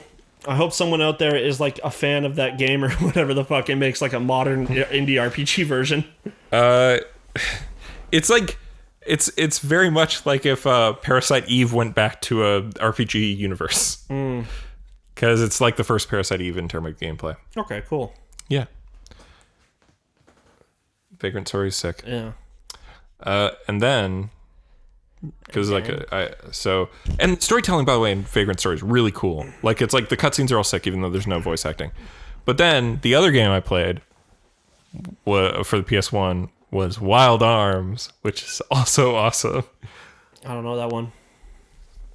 Wild Arms is an SNES style RPG, but it's 32-bit using PlayStation, and there's sick music because it's CD quality music, baby. And there's CD quality music. What? I get that's how it works, but it's still funny to say. CD, it runs on a CD, so there's CD quality music. CD's nuts. But yeah, Wild Arms also has an awesome anime opening cutscene, which is dope. Nice. Yeah, it's like Wild Arms is essentially like, we have RPG stuff, but it's like a country western style setting, and so it has that kind of music. Yeah. And you only play as 3 characters, but they don't become a party right away, and you can keep jumping between them, almost like Octopath, but there's only 3 of them. Okay. It's a sick game as well. Sounds nice. Yeah, but some people are like, I don't like sprites. Why not do 3D? Sprites are fine. Yeah. Also, sprites back in those days looked better than 3D. Yeah. PS1 sprites. Sorry, I'd much rather play like... Ian, wouldn't you rather play Castlevania Chronicles on the N64 rather than playing Castlevania Symphony of the Night on the PS1? Because ugly 2D Symphony of the Night, but Castlevania on the N64, that's the real shit. It's in polygonal? 3D. Yeah. One of those games has an angry video game nerd segment about them. And one of them's Symphony of the Night. Yeah. That's sick. I'm glad you're having fun with your retro games. Hell yeah. I don't care for retro games because if it's old, it sucks. Yeah. Well, Sony needs to unabandon Wild Arms. Sony, you own it. Yeah. Do a modern Wild Arms. People Also, would love like, to play a fucking JRPG. I don't know, maybe let's just have go back to your old franchises, give them a chance. Yeah. We've had enough of your new nonsense. Like, I don't know, it's not that old of a franchise, but I don't know, maybe a new Jak and Daxter game would be pretty cool. I don't know. Maybe we should take Days Gone and shoot it in the head and make a new Wild Arms. Who gives a shit about Days Gone? No one. Like, literally no one. Does Naughty Dog publish their own games? No, Sony does. Sony does? Damn. Because I was saying if they were also a publisher, they could have like a smaller dev studio below them, maybe make a Jak and Daxter thing. Sony owns Jak and Daxter. Never mind Sony, give it to someone new then. Yeah. They also own Ratchet and Clank? Now they do because they own Insomniac. Oh, okay. Well, actually, hold on. I think Sony owned the IP. Never mind. Because publishers usually wind up owning IPs. Is Ratchet and Clank... Is Insomniac doing the new Ratchet and Clank? Yes. Okay. Shit's confusing, especially with PlayStation. Yeah. Because PlayStation actually did put it... Microsoft owns the IPs and won't let them die. Yeah. Like, Halo needs to keep going, Gears of War needs to keep going and all that. Forza keeps going. I do think it's cool that Sony is happy to let IPs die or like move on. Yeah. Because like they let most Naughty Dog games move don't on need too. more than 3 or 4 games before Yeah. most series rather. There's Jak 1, 2, and 3. Yeah. But also it's been so long. Yeah. I'll take a new Jak game. I'll take a Jak 4. Yeah. Or sorry, the New Frontier and X exist. So Jak 6. 5. Well, but those games weren't by Naughty Dog, right? X was. Okay, but that was the racing game, right? Yeah. Yeah. But yeah, no. I think you could still call this one Jak 4. Yeah. Well, It'd the new still be- Crash is called Crash 4, even though there was 10 Crash and Bandicoot games in between. Yeah, but those weren't mainline. Those were like side stories. They were all mainline. Never mind. Makes no sense. They were all sequels. Yeah. God of War for the Sony Santa Monica's God of War. They dropped the subtitle. What? They dropped the number and the subtitle. Yeah, and it's also technically, it is a sequel to the originals. And it's a sequel to the PSP ones, which are the only good God of War games. Sure, I don't know. I was never a God of War kid. I wasn't either. I only had the PSP ones, and I like saying that because it hurts people's feelings. I just remember I was over at a friend's house. We were at like a Did you play the sex minigame in God of War? Actually, because we were like 14. Yeah. But like... The dude playing, he fucking did, there's the fun, like during the final battle with Zeus. Yeah. You like punch his face in. Yeah. And you just mash X, and you can just go until like his face is like a bloody pulp. Mm-hmm. And then you're supposed to stop. And just let it go. Kept going. He just kept going. Game just let you go forever. Yeah. So he fucking pressed it for 15 minutes. It was like that thing. It was like that joke where it's like this. It was funny for like 2 minutes, and we're like, okay. Then for the next 2 minutes, we were like, can you just end it, please? Can you just continue? But then it got funny again. There's a great... Because you had to mash pretty hard. It wasn't just like tap. It was like... So he's doing that for like 5 minutes straight. In Deadpool, there is an optional bit like that. Yeah. The video game Deadpool. Yeah. So there's a bit where Deadpool's in the X-Men's Blackbird, and it crashes. And so everybody like goes flying out. And then like... Deadpool gets up immediately because of course he does, and Wolverine's still lying on the ground, and then forces you to like you get on top of Wolverine and you slap him, and like to wake him up, but you can just keep doing it, and he keeps saying more shit. He's like, and this was for never calling me, and this was for pretending to be the only Canadian. That's fun. Yeah, it's a good bit. It's funny, and then Wolverine just fucking beats you. That's the fun thing. If Wade Wilson, if he pisses you off enough, you can just beat the shit out of him because he'll just get back up. Yeah.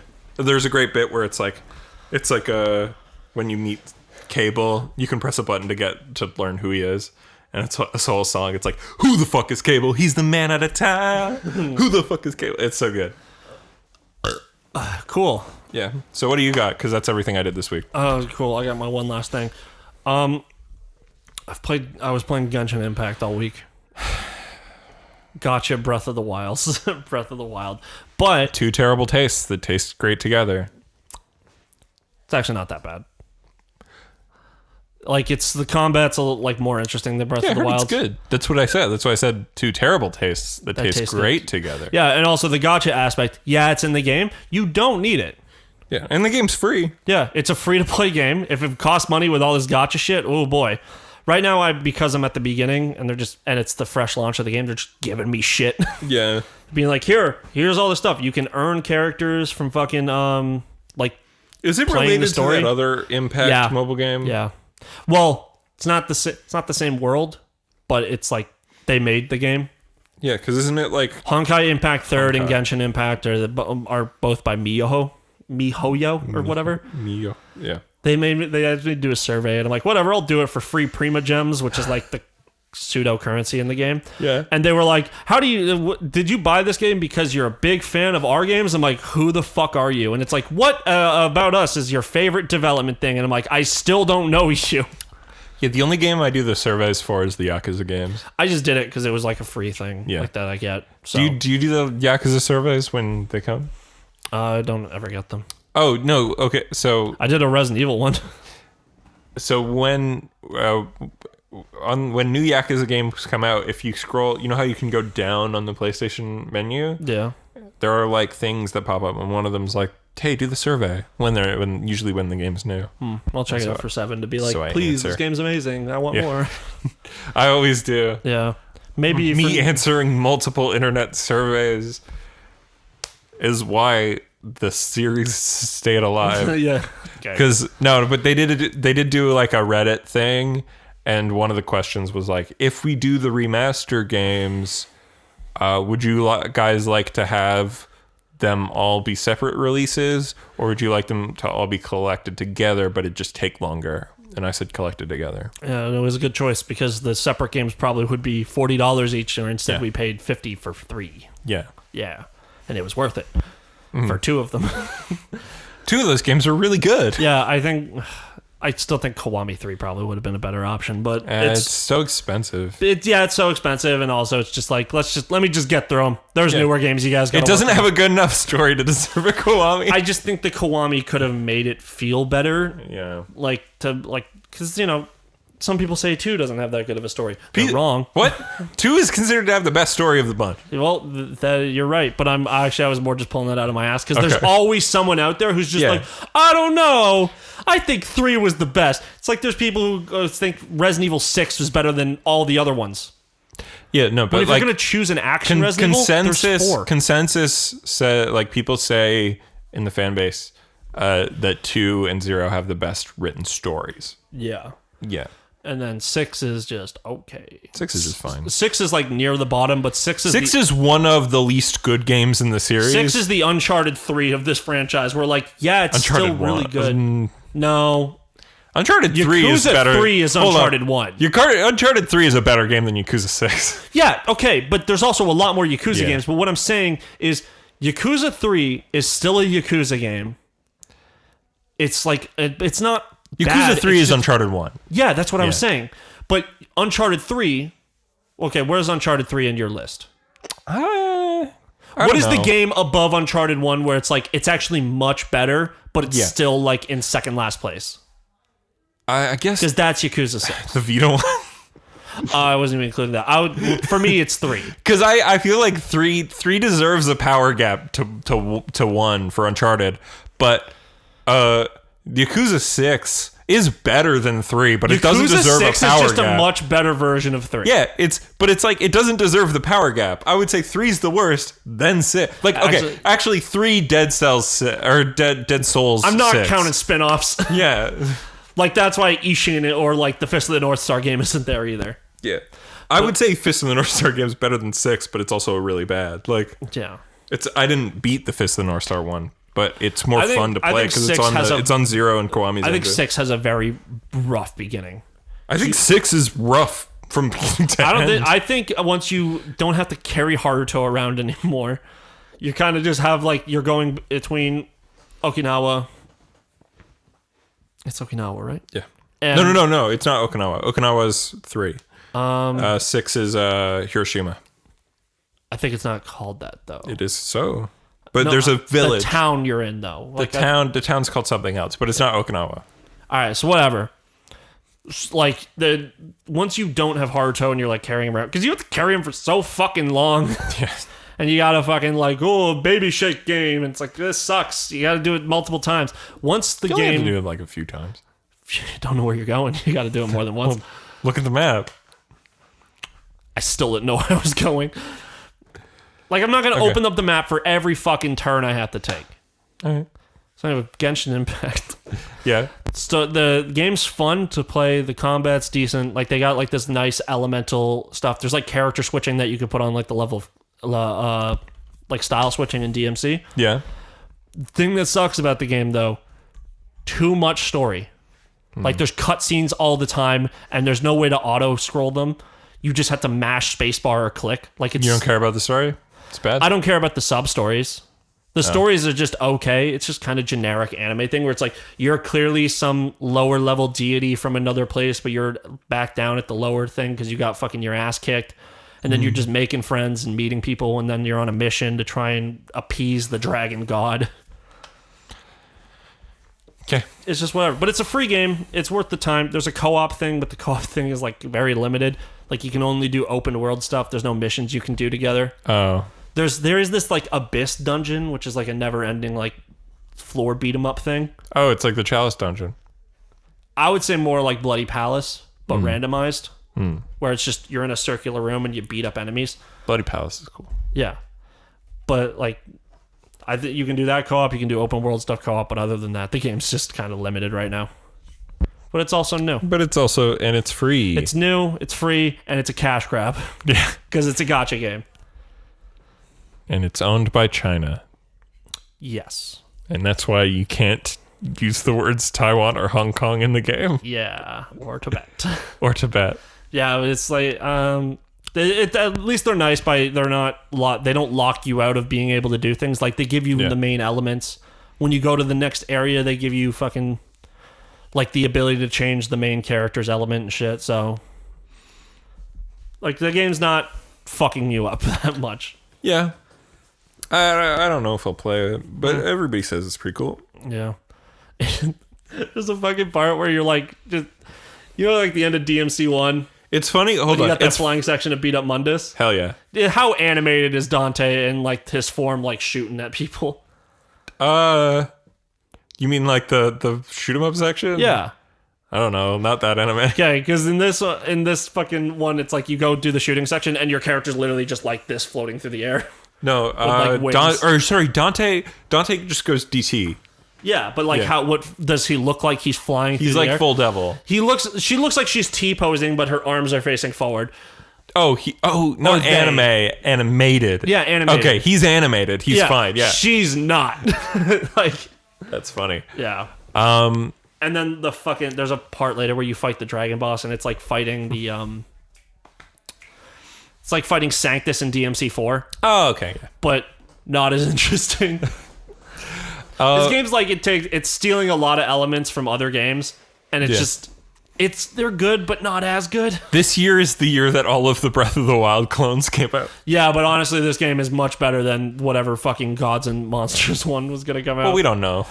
I feel like it is. It's coming out in a month. Who knows? Yeah, I'm not gonna get it. I'm won't. gonna let people tell me if it's good or not. I'm not gonna spend money on a Ubisoft game that's just a ripoff of a game I don't like. Yeah, the only Ubisoft game I'll spend money on is Assassin's Creed.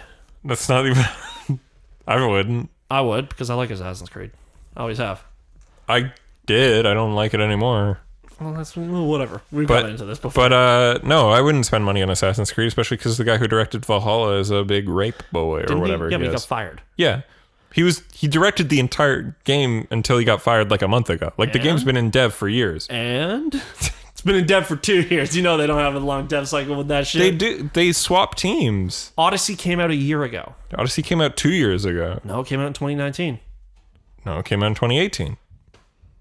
Is this the first one where it was actually on a 2-year cycle? No, it was Origins. No, Origins was... Bro, I swear. Origins and Odyssey were both 2-year cycle. Bro, I swear. I'm going to slap you in your booty hole.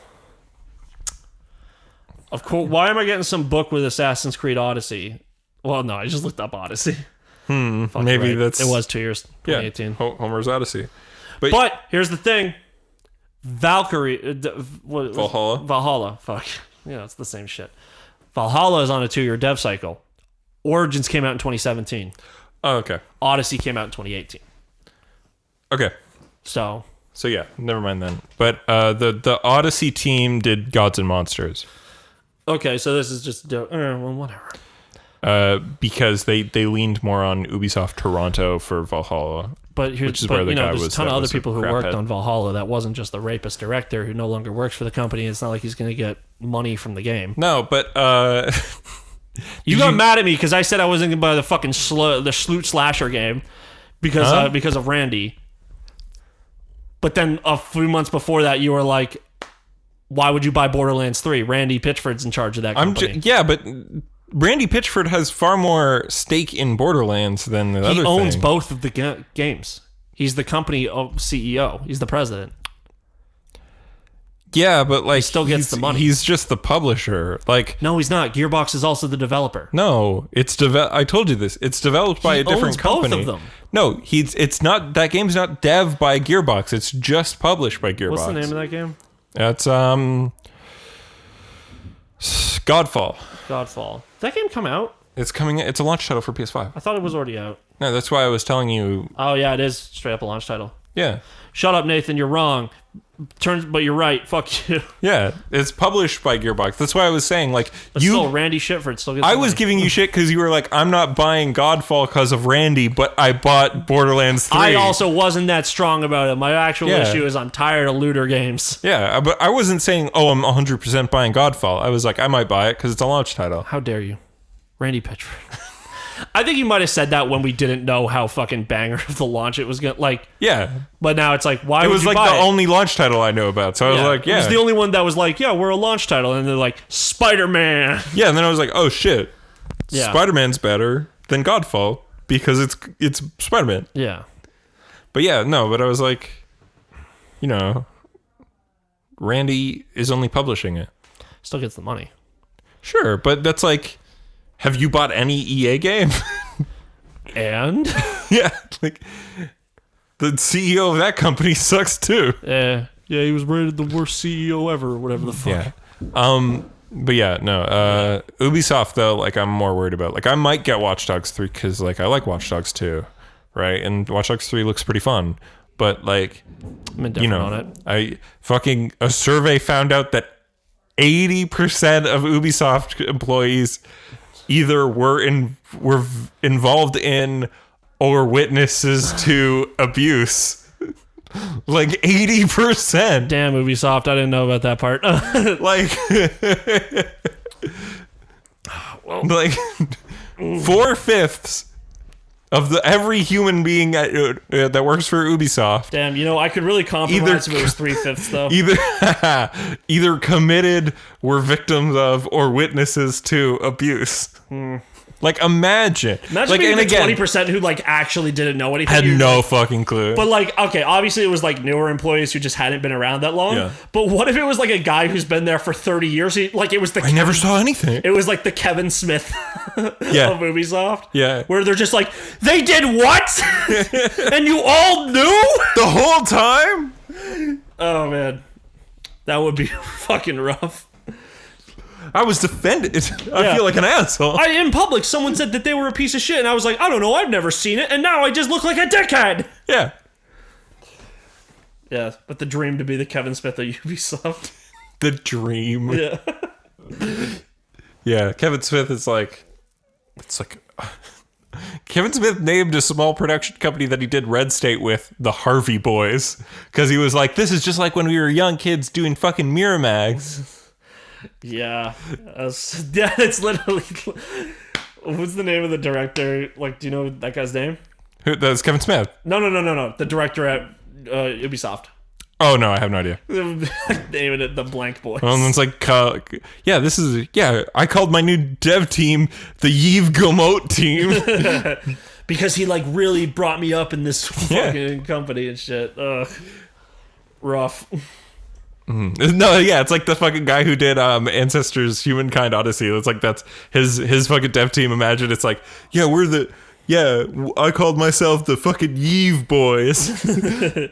For Yves, dude, because he's such a good dude. Yeah, because he like helped me get my start in the industry. He was such a good guy. Just like kidding, I can't imagine anything wrong that guy hates Yves. Ever did. What? The Ancestors, because the Ancestors team is by the guy who did the first Assassin's Creed and then left Ubisoft. And then came back and got fired. Damn. Yeah. So he probably hates Ubisoft.